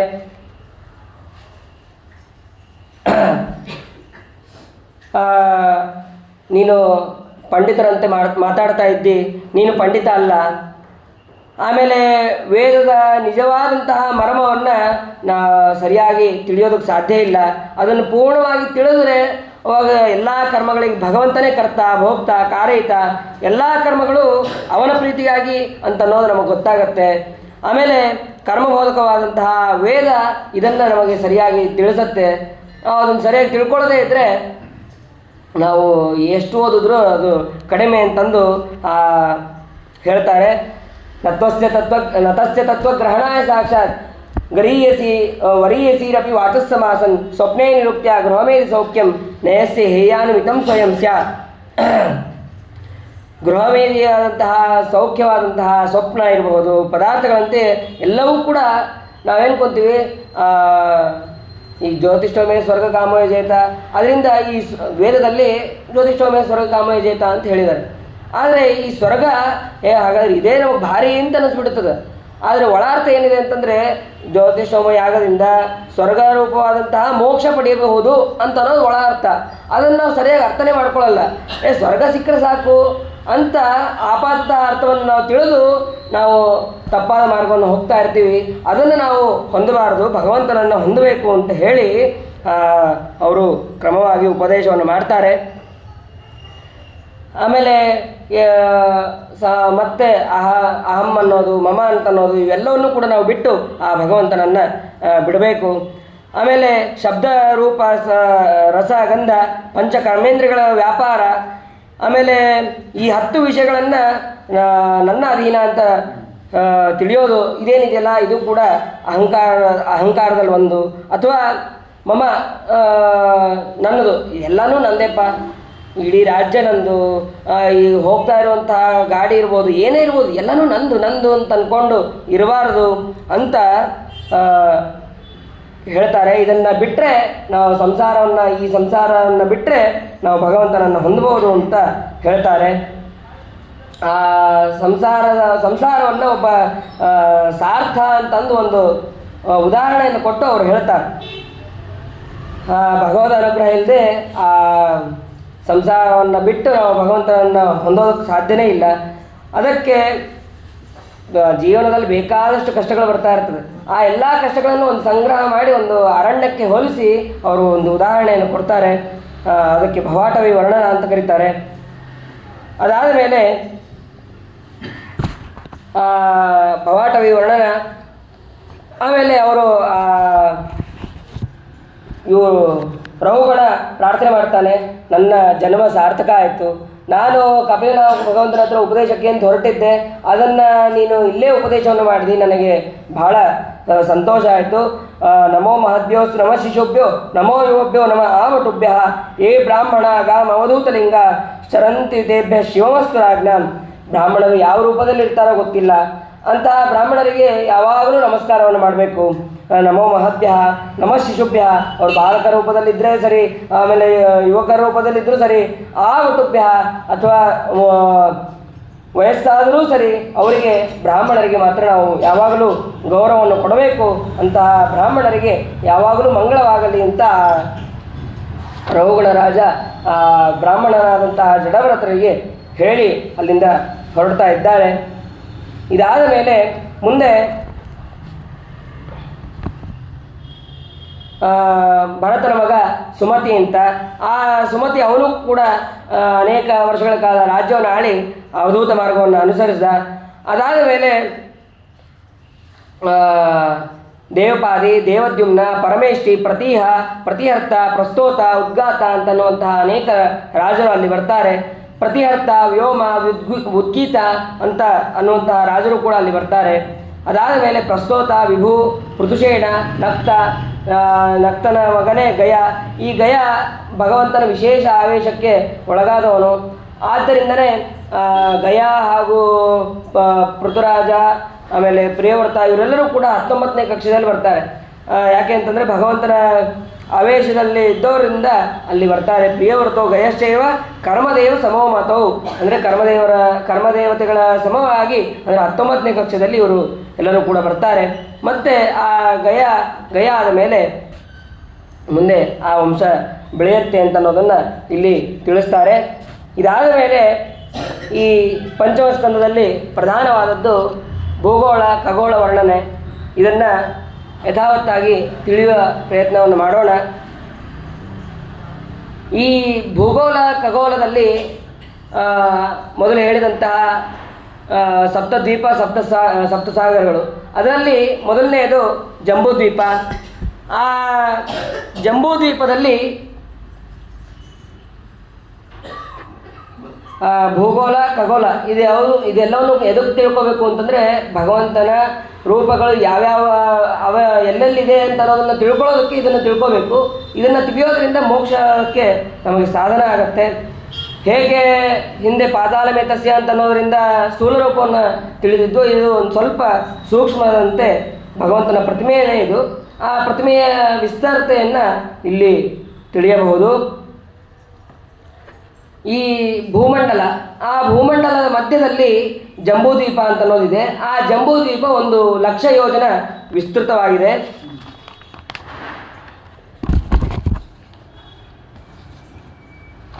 ಈ 1,00,000 ಯೋಜನ ವಿಸ್ತಾರವಾಗಿದೆ. ಮತ್ತು ಇದಕ್ಕೆ ಸುತ್ತಲೂ ಇರುವಂತಹದ್ದು ಲವಣ ಸಮುದ್ರ. ಮತ್ತು ಇಲ್ಲಿ ಇನ್ನೇನೇನಿದೆ ಅಂತಂದರೆ ಜಂಬೂ ವೃಕ್ಷ ಇರೋದಕ್ಕೆ ಇದಕ್ಕೆ ಜಂಬೂದ್ವೀಪ ಅಂತ ಕರೀತಾರೆ. ಅದಾದ ಮೇಲೆ ಇದಕ್ಕೆ ಆಜ್ಞೆಯಿಂದ ಅವನು ಅಧಿಪತಿ. 7 ವರ್ಷಗಳು ಅದೆಲ್ಲವೂ ಕೂಡ 9,000 ಯೋಜನ ವಿಸ್ತೀರ್ಣವಾದದ್ದು. ಮತ್ತು ಭದ್ರಾಶ್ವ ಮತ್ತು ಕೇತುಮಾಲ ಈ ಎಂಬ ವರ್ಷಗಳು ಮಾತ್ರ 31,000 ಯೋಜನ ವಿಸ್ತೀರ್ಣವಾದದ್ದು. 8 ಮರ್ಯಾದಾಗಿರಿಗಳಿದೆ. ಮತ್ತು ಇವುಗಳ ಮಧ್ಯದಲ್ಲಿ ಇಲಾವೃತ ಎಂಬಂತಹ ಒಂದು ವರ್ಷ ಇದೆ. ಉದಾಹರಣೆಗೆ ಇಲ್ಲಿ ಇಲ್ಲೆಲ್ಲ ಇಲ್ಲಿ ಮಧ್ಯ ಮೇರು ಪರ್ವತ. ಆ ಮೇರು ಪರ್ವತದ ಅಂದರೆ ಈ ಕಡೆ ಜಂಬೂದ್ವೀಪ ಇಲ್ಲೇ ಬರುತ್ತೆ. ಇದಿಷ್ಟು ಜಂಬೂದ್ವೀಪನೇ. ಇಲ್ಲಿ ಮಧ್ಯ ಮೇರು ಪರ್ವತ ಬರುತ್ತೆ. ಇಲ್ಲಿ ಕುರುವರ್ಷ, ಹಿರಣ್ಮಯ, ರಮ್ಯಕ, ಆಮೇಲೆ ಇಲಾವೃತ, ಹರಿವರ್ಷ, ಕಿಂಪುರುಷ, ಭರತ, ಹೀಗೆ ಇದಿಷ್ಟು ಇರುತ್ತೆ. ಇಲ್ಲಿ ಎಲ್ಲವೂ ಕೂಡ 9,000 ಯೋಜನ. ಕುರುವರ್ಷ ಇರ್ಬೋದು, ಹಿರಣ್ಮಯ ವರ್ಷ ಇರ್ಬೋದು, ರಮ್ಯಕ ವರ್ಷ ಇರ್ಬೋದು, ಇಲಾವೃತ ಮತ್ತು ಇದು ಹರಿವರ್ಷ, ಇವೆಲ್ಲವೂ ಕೂಡ 9,000 ಯೋಜನೆ ವಿಸ್ತೀರ್ಣವಾದದ್ದು. ಅದಾದ ಮೇಲೆ ಅದರ ಮಧ್ಯದಲ್ಲಿ 1,00,000 ಯೋಜನ ಎತ್ತರವಾದಂತಹ ಸುವರ್ಣಮಯವಾದಂತಹ ಮೇರು ಪರ್ವತ. ಈ ಮೇರು ಪರ್ವತ ಏನಾಗಿದೆ ಅಂತಂದರೆ ಸ್ವಲ್ಪ 16,000 ಯೋಜನ ಕೆಳಗೆ ಹೋಗಿದೆ. ಉಳಿದಂತಹ 84,000 ಮೇಲೆ ಬಂದಿದೆ. ಅದು ಹೀಗೆ ಅಂದರೆ ಪರ್ವತ ಯಾವಾಗಲೂ ಮೇಲೆ ಹಿಂಗೆ ಅಗಲ ಇರುತ್ತೆ, ಆದರೆ ಇದು ಹಂಗಲ್ಲ. ಕೆಳಗೆ ಇದು ಕೆಳಗಿನ ಭಾಗ, ಇದು 16,000, ಇದು ಮೇಲಿನ 84,000. ಇದು ಇಲ್ಲಿ ತೋರಿಸೋದು ಮಾತ್ರ ಕಮ್ಮಿ ತೋರಿಸುತ್ತೆ, ಆದರೆ ಇಲ್ಲಿ ಹಾಗೆ ವಿಸ್ತಾರವಾಗಿದೆ ಅಂತ ಅನ್ನೋದನ್ನು ನಾವು ತಿಳಿಯಬೇಕು. ಅದಾದ ಮೇಲೆ ಇಲಾವೃತದ ಉತ್ತರಕ್ಕೆ ಮತ್ತು ನೀಲ, ಕೇತು, ಶೃಂಗವಾನ್ ಅಂತನ್ನುವಂತಹ 3 ಮರ್ಯಾದಾ ಪರ್ವತಗಳು, ಮತ್ತು ರಮ್ಯಕ, ಹಿರಣ್ಮಯ, ಕುರುಗಳ ಮರ್ಯಾದಾ ಪರ್ವತಗಳು ಅಂತ ಹೀಗೆ ಅಲ್ಲಿ ಕರೆಸ್ಕೊಳ್ಳುತ್ತೆ. ಆಮೇಲೆ ಇಲಾವೃತದ ದಕ್ಷಿಣಕ್ಕೆ ನಿಷಧ, ಹೇಮಕೂಟ, ಹಿಮಾಲಯ ಅಂತನ್ನುವಂತಹ ಮರ್ಯಾದಾ ಪರ್ವತಗಳು. ಆಮೇಲೆ ಹರಿವರ್ಷ, ಕಿಂಪುರುಷ, ಭಾರತ, ಈ ವರ್ಷಗಳ ಮರ್ಯಾದಾ ಪರ್ವತಗಳು ಅಂತ ಅಲ್ಲಿ ಕರೆಸ್ಕೊಳ್ಳುತ್ತೆ. ಇಲಾವೃತದ ಪಶ್ಚಿಮಕ್ಕೆ ಮಾಲ್ಯವಾನ್ ಅಂತ, ಇಲಾವೃತದ ಪೂರ್ವಕ್ಕೆ ಗಂಧಮಾದನ ಅಂತ. ಮೇರು ಪರ್ವತದ 4 ದಿಕ್ಕುಗಳಲ್ಲಿ ಅವಷ್ಟಂಬಕ ಪರ್ವತಗಳು ಅಂತ, ಮಂದರ, ಮೇರುಮಂದರ, ಆಮೇಲೆ ಸುಪಾರ್ಶ್ವ, ಕುಮುದ ಅಂತ. ಆ ಒಂದೊಂದು ಪರ್ವತದಲ್ಲಿಯೂ ಕೂಡ ಒಂದೊಂದು ವೃಕ್ಷಗಳಿದೆ. ಮಂದರ ಪರ್ವತದ ಮೇಲೆ ಚೂತ ಇದು ವೃಕ್ಷ ಇದೆ. ಅಲ್ಲಿ ಪಯಸ್ಸಿನ ಸರೋವರ ಇದೆ. ಮೇರುಮಂದರದ ಮೇಲೆ ನೇರಳೆ ಗಿಡ. ಆ ನೇರಳೆ ಗಿಡ ಅದು ಎಷ್ಟು ಇದು ಅಂತಂದರೆ, ಆ ನೇರಳೆ ಹಣ್ಣಿನ ಕೆಳಗೆ ಬಿದ್ದು ಅದು ಜೋರಾಗಿ ಹಣ್ಣು ಬೀಳ್ತದಲ್ಲ, ಆ ಹಣ್ಣೆ ಜಾಂಬೂನದ ಅಂತ, ಅಲ್ಲಿದ್ದಂತಹ ಬಿಸಿಲಿಗೆ ಒಣಗಿ ಜಾಂಬೂನದ ಅಂತನ್ನುವಂತಹ ಬಂಗಾರ ಆಗತ್ತೆ. ಅದು ದೇವತೆಗಳೆಲ್ಲರೂ ಕೂಡ ಅದನ್ನು ಧಾರಣೆ ಮಾಡ್ತಾರೆ. ಅಲ್ಲಿ ಇರುವಂತಹ ಸರೋವರ ಯಾವುದು ಅಂತಂದರೆ ಮಧು ಅಂತನ್ನುವಂತಹ ಸರೋವರ. ಇನ್ನು ಸುಪಾರ್ಶ್ವ ಕದಂಬ, ಅಲ್ಲಿ ಕದಂಬ ಅಂತನ್ನುವಂತಹ ವೃಕ್ಷ ಇದೆ. ಮತ್ತು ಅಲ್ಲಿ ಇಕ್ಷು ಅಂತನ್ನುವಂತಹ ಸರೋವರ, ಅಂದರೆ ಕಬ್ಬಿನ ಸರೋವರ. ಇನ್ನು ಕುಮುದ ಅಂತನ್ನುವಂತಹ ಒಂದು ಪರ್ವತ. ಆ ಪರ್ವತದ ಮೇಲೆ ನೆಗ್ರೋಧ ಅಂತನ್ನುವಂತಹ ವೃಕ್ಷ, ಮೃಷ್ಟ ಅಂತನ್ನುವಂತಹ ಸರೋವರ. ಈ 4 ಪರ್ವತಗಳಲ್ಲಿ 4 ಉದ್ಯಾನವನಗಳಿದೆ. ಯಾವುದ್ಯಾವುದು ಅಂತಂದರೆ ನಂದನ, ಚೈತ್ರರಥ, ವೈಬ್ಲಾಜಕ, ಸರ್ವತೋಭದ್ರ ಅಂತಂದು ಈ ರೀತಿಯಾಗಿ ಅಲ್ಲಿ ಉದ್ಯಾನವನಗಳು. ಆ ಮಂದರ ಪರ್ವತದ ಅಡಿಯಲ್ಲಿ 1,100 ಯೋಜನ ಎತ್ತರದ ಮಾವಿನ ಗಿಡ ಇದೆ. ಇದರ ರಸ ಹರಿದು ಅರುಣೋದ ಎಂಬಂತಹ ನದಿಯಾಗತ್ತೆ. ಆಮೇಲೆ ದಕ್ಷಿಣಕ್ಕೆ ಜಂಬೂ ವೃಕ್ಷ, ಅದು ಭಾರೀ ದೊಡ್ಡದಾದಂತಹ ಫಲಗಳು ಅದನ್ನು ಕೊಡ್ತಾ ಇರುತ್ತೆ. ಅದಾದ ಮೇಲೆ ಅದೇ ಜಾಂಬೂನದ ಅಂತನ್ನುವಂತಹ ಬಂಗಾರ ಆ ಹಣ್ಣಿನಿಂದ ಆಗತ್ತೆ. ಆಮೇಲೆ ಸುಪಾರ್ಶ್ವ ಪರ್ವತದ ಮೇಲೆ ಇರುವಂತಹ ಪಶ್ಚಿಮಕ್ಕೆ ಮಹಾಕದಂಬ ವೃಕ್ಷ. ಆ ಹಣ್ಣಿನ ವಾಸನೆ 100 ಯೋಜನ ತನಕ ಆ ಹಣ್ಣಿನ ವಾಸನೆ ಬರ್ತಾ ಇರತ್ತಂತೆ. ಅಷ್ಟು ಅದ್ಭುತವಾಗಿ ಆ ಹಣ್ಣಿನ ವಾಸನೆ ಇರುತ್ತೆ. ಆಮೇಲೆ ಕುಮುದ ಅಂತನ್ನುವಂತಹ ಪರ್ವತದ ಮೇಲೆ ಶತವಲಶ ಅಂತನ್ನುವಂತಹ ಒಂದು ವಟವೃಕ್ಷ ಇದೆ. ಅದರ ಸ್ಕಂಧದಿಂದ ಪಯೋಧಿ ಗುರುತ ಮಧು ಗುಡಾನ್ನಾದಿವಂತಹ ಅನೇಕ ವಿಧವಾದಂತಹ ಆಭರಣ, ಸರ್ವಕಾಮದವಾದಂತಹ, ಅಂದರೆ ಎಲ್ಲ ಏನು ಅಪೇಕ್ಷೆ ಪಡ್ತೀವೋ ಅದೆಲ್ಲವೂ ಕೂಡ ಸಿಗುವಂತಹ ಒಂದು ನದಿ. ಅದೇ ಅಲ್ಲಿ ನಮಗೆ ಮುಪ್ಪು ಯಾವುದೂ ಕೂಡ ಅಲ್ಲಿ ಬರೋದಿಲ್ಲ ಅಂತ ಅನ್ನೋದನ್ನು ಅಲ್ಲಿ ತಿಳಿಸ್ತಾರೆ. ಆಮೇಲೆ ಮೇರು ಪರ್ವತದಕ್ಕೆ ಕೇಶರ ಪರ್ವತಗಳು ಅಂತ ಕೆಲವೊಂದಿದೆ. ಕುರಂಗ, ಕುರರ, ಕುಸಂಬಕ, ಚಿತ್ರಕೂಟ ಅಂತ ಸಣ್ಣ ಸಣ್ಣ ಪರ್ವತಗಳು ಬೇಕಾದಷ್ಟು ಅಲ್ಲಿದೆ. ಆಮೇಲೆ ಈ ಮೇರು ಪರ್ವತದ ಮೇಲೆ ಬ್ರಹ್ಮದೇವರ ಊರು, ಅದು ಸುವರ್ಣಮಯವಾದದ್ದು. ಶತಕೋಟಿ ಅಂತಂತೂ ಅದಕ್ಕೆ ಹೆಸರು. ಆಮೇಲೆ ಅದು 10,000 ಯೋಜನ ವಿಸ್ತಾರವಾಗಿದೆ. ಅದರ ಸುತ್ತಲೂ ಲೋಕಪಾಲಕರ ಪಟ್ಟಣಗಳಿದೆ. ಅದು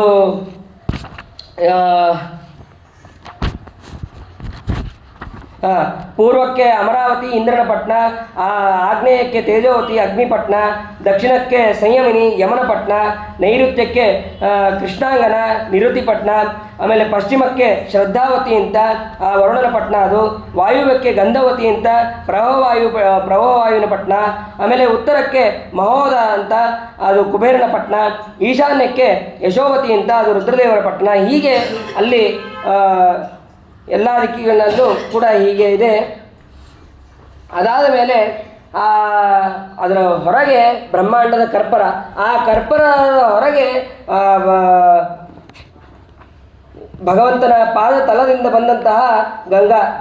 ಯತ್ರ ಭಗವತಃ ಸಾಕ್ಷಾತ್ ಯಜ್ಞಲಿಂಗಸ್ಯ ವಿಷ್ಣೋ ವಿಕ್ರಮತೋ ವಾಮ ಪಾದಾಂಗುಷ್ಟ ನಕ ನಿರ್ಭಿನ್ನೋರ್ದ್ವಾಂಡ ಕಟಾಹ ವಿವರೇಣ ಅಂತ ಪ್ರವಿಷ್ಟ ಯಾ ವಾಕ್ಯಜಲಧಾರ ತಚ್ಚರಣ ಪಂಕಜ ಅವನೇಜನಾರುಣ ಕೆಂಜಲ್ಕ ಕುಂಕುಮೋಪರಂಜಿತ ಅಖಿಲ ಜಗದಗಮಲಾಪಹೋಪ ಸ್ಪರ್ಶನಾಮಲ ಸಾಕ್ಷಾತ್ ಭಗವತ್ಪದೀತ್ಯನೋಪಲಕ್ಷಿತ ವಚೋಭಿಃ ಅಭಿಧೀಯಮಾನ ಅತಿಮಹತಾ ಕಾಲೇನ ಲಕ್ಷಣೇನ ದಿವೋ ಮೂರ್ಧನ್ಯವತಾರ ಎತ್ತದ್ವಿಷ್ಣು ಪದಮಾಹೋ. ಯಾವ ಭಗವಂತನ ಪಾದದ ಉಗುರು, ಆ ಉಗುರು ಬ್ರಹ್ಮಾಂಡದ ಕರ್ಪರಕ್ಕೆ ಬಡದ ತಕ್ಷಣ ಹೊರಗಿನ ನೀರು ಬಂತಂತೆ, ಅದೇ ಗಂಗಾ. ಆ ಗಂಗಾ ಬಂದ ತಕ್ಷಣ ಆ ಭಗವಂತನ ಪಾದ ಸ್ಪರ್ಶದಿಂದ ಬಂದಿದೆ ಅಂತೇಳಿ ಬ್ರಹ್ಮದೇವರು ಪೂಜೆ ಮಾಡ್ತಾರೆ. ಬ್ರಹ್ಮಲೋಕಕ್ಕೆ ಬಂದು ಆ ಬ್ರಹ್ಮಲೋಕವನ್ನೂ ಕೂಡ ಪುನೀತವನ್ನಾಗಿ ಮಾಡಿ ರುದ್ರದೇವರು ತಮ್ಮ ಶಿರಸ್ಸಿನಲ್ಲಿ ಧಾರಣೆ ಮಾಡ್ತಾರೆ. ಹೀಗೆ ಅದು ಗಂಗಾ ಅಂತ ಅನ್ನೋದು ಬರುತ್ತೆ. ಇಲ್ಲಿ ಒಂದು ತಿಳ್ಕೋಬೇಕು, ವರಾಹೇ ವಾಮಪಾದಂತೂ 2 ಸಲ ಈ ಇದು ತ್ರಿವಿಕ್ರಮ ಅವತಾರ ಆಗಿದೆ. ಅದರಲ್ಲಿ ಭಗವಂತ ಈಗಿರುವಂತಹ ಕಲ್ಪ ಅಂದರೆ ವರಾಹ ಕಲ್ಪದಲ್ಲಿ ಭಗವಂತ ಎತ್ತಿದ್ದು ವಾಮಪಾದ ಅಂದರೆ ಎಡಗಾಲು. ಅದು ನಾವು ಕಂಚಿಯೊಳಗೋ ಅಥವಾ ತಿರುಕೊಯ್ಲೂರಲ್ಲೋ ನೋಡೋದಕ್ಕೆ ಸಾಧ್ಯ ಇದೆ. 2 ಅಂದರೆ ಅಲ್ಲಿ ತಿರುಕೊಯ್ಲೂರಲ್ಲಿ ಬಲಗಾಲಿದೆ, ಕಂಚಿ ಒಳಗೆ ಎಡಗಾಲಿದೆ. ಅದನ್ನು ನಾವು ಎರಡನ್ನೂ ನಾವು ನೋಡಬಹುದು. ಇನ್ನೊಂದು ಕಲ್ಪದಲ್ಲಿ ಭಗವಂತ ಬಲಗಾಲ ಎತ್ತಿದ್ದಾನೆ, ಅದನ್ನು ಕೂಡ ನಾವು ನೋಡಬಹುದು ಅಂತ ಅನ್ನೋದನ್ನು ಇಲ್ಲಿ ತಿಳಿಯಬಹುದು. ಈ ಗಂಗಾ ಅವಳು 4 ವಿಧಳಾಗಿ ಬಂದು ಒಂದೊಂದು ಕಡೆ ಹರಿದು ಹೋಗ್ತಾಳೆ. ಸೀತಾ, ಅಲಕನಂದ, ಚಕ್ಷು, ಭದ್ರ ಅಂತ 4 ಭಾಗವಾಗಿ ಅವಳು ಹರಿತಾಳೆ. ಅದರಲ್ಲಿ ಈ ಸೀತಾ ಪೂರ್ವ ದಿಕ್ಕಿಗೆ ಗಂಧಮಾದನ ಪರ್ವತದ ಮೇಲೆ ಬಂದು ಮೂಲಕ ಭದ್ರಾಶ್ವ ವರ್ಷದಲ್ಲಿರುವಂತಹ ಅಲ್ಲಿ ಎಲ್ಲ ಕಡೆ ಹರಿದು ಸಮುದ್ರವನ್ನು ಪ್ರವೇಶ ಮಾಡ್ತಾಳೆ. ಆಮೇಲೆ ಚಕ್ಷು ಅವಳು ಪಶ್ಚಿಮಕ್ಕೆ ಬಂದು ಮಾಲ್ಯವತ್ ಅನ್ನುವಂತಹ ಪರ್ವತದ ಮೇಲೆ ಬಂದು ಕೇತುಮಾಲಾ ವರ್ಷದಲ್ಲಿ ಹರಿದು ಸಮುದ್ರವನ್ನು ಸೇರ್ತಾಳೆ. ಆಮೇಲೆ ಭದ್ರ ಉತ್ತರದಲ್ಲಿ ಬಂದು ಶೃಂಗವಾನ ಅಂತನ್ನುವಂತಹ ಪರ್ವತದ ಮೇಲೆ ಬಿದ್ದು ಉತ್ತರ ಕುರು ವರ್ಷದಲ್ಲಿ ಅವಳು ಹರಿದು ಅಲ್ಲಿ ಸಮುದ್ರವನ್ನು ಸೇರ್ತಾಳೆ. ಇನ್ನು ಅಲಕನಂದ ಅದು ದಕ್ಷಿಣ ಹಿಮಾಲಯದಿಂದ ಮೇಲೆ ಬಿದ್ದು ಭಾರತ ವರ್ಷದಲ್ಲಿ ಹರಿದು ಅವಳು ಸಮುದ್ರವನ್ನು ಸೇರ್ತಾಳೆ. ಹೀಗೆ ಅಷ್ಟೇ ಅಲ್ಲದೆ ಈ ಭಾರತ ವರ್ಷದಲ್ಲಿ ಬೇಕಾದಷ್ಟು ನದ್ಯಾಶ್ಚ ವರ್ಷೇ ಸಂತಿ ಬಹುಶಃ ಮೇಲ್ವಾದಿ ಗಿರಿದುಹಿತರ ಅಂತ ಬೇರೆ ಬೇರೆ ಬೇಕಾದಷ್ಟು ನದಿಗಳು ಕೂಡ ಈ ಭಾರತ ವರ್ಷಗಳಲ್ಲಿ ಇದೆ ಅಂತ ಅನ್ನೋದನ್ನು ಇಲ್ಲಿ ತಿಳಿಯಬೇಕು. ಅದಾದ ಮೇಲೆ ಅಷ್ಟ್ರಾಗೆ ಬೇಕಾದಷ್ಟು ಜಂಬೂದ್ವೀಪ ಇರ್ಬೋದು, ಜಂಬೂದ್ವೀಪದಲ್ಲೂ ಬೇಕಾದಷ್ಟು ವರ್ಷಗಳಿರ್ಬೋದು. ಆ ಎಲ್ಲ ವರ್ಷಗಳಿಗಿಂತ ಈ ಭಾರತ ವರ್ಷವೇ ಕರ್ಮಕ್ಷೇತ್ರ, ಪುಣ್ಯಭೂಮಿ ಅಂತ ಅನ್ನೋದು ಹೇಳ್ತಾರೆ.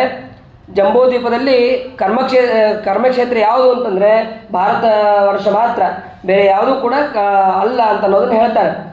ಅತ್ರಾಪಿ ಜಂಬೂದ್ವೀಪೆ ಭಾರತಮೇವ ವರ್ಷಂ ಕರ್ಮಕ್ಷೇತ್ರಂ ಅಥ ಅನ್ಯ 8 ವರ್ಷಾಣಿ ಸ್ವರ್ಗೀಣಾಂ ಪುಣ್ಯಶೇಷೋಪಭೋಗಸ್ಥಾನಾನಿ ಆ ದೇವತೆಗಳ ಸ್ವರ್ಗದಲ್ಲಿರುವಂತಹ ಉಪಭೋಗ ಸ್ಥಾನ ಅಷ್ಟೇ ಹೊರತು ನಮಗೆ ಅದನ್ನು ಉಪಭೋಗ ಮಾಡೋದಕ್ಕೆ ಸರ್ವಥಾ ಆಗೋದಿಲ್ಲ.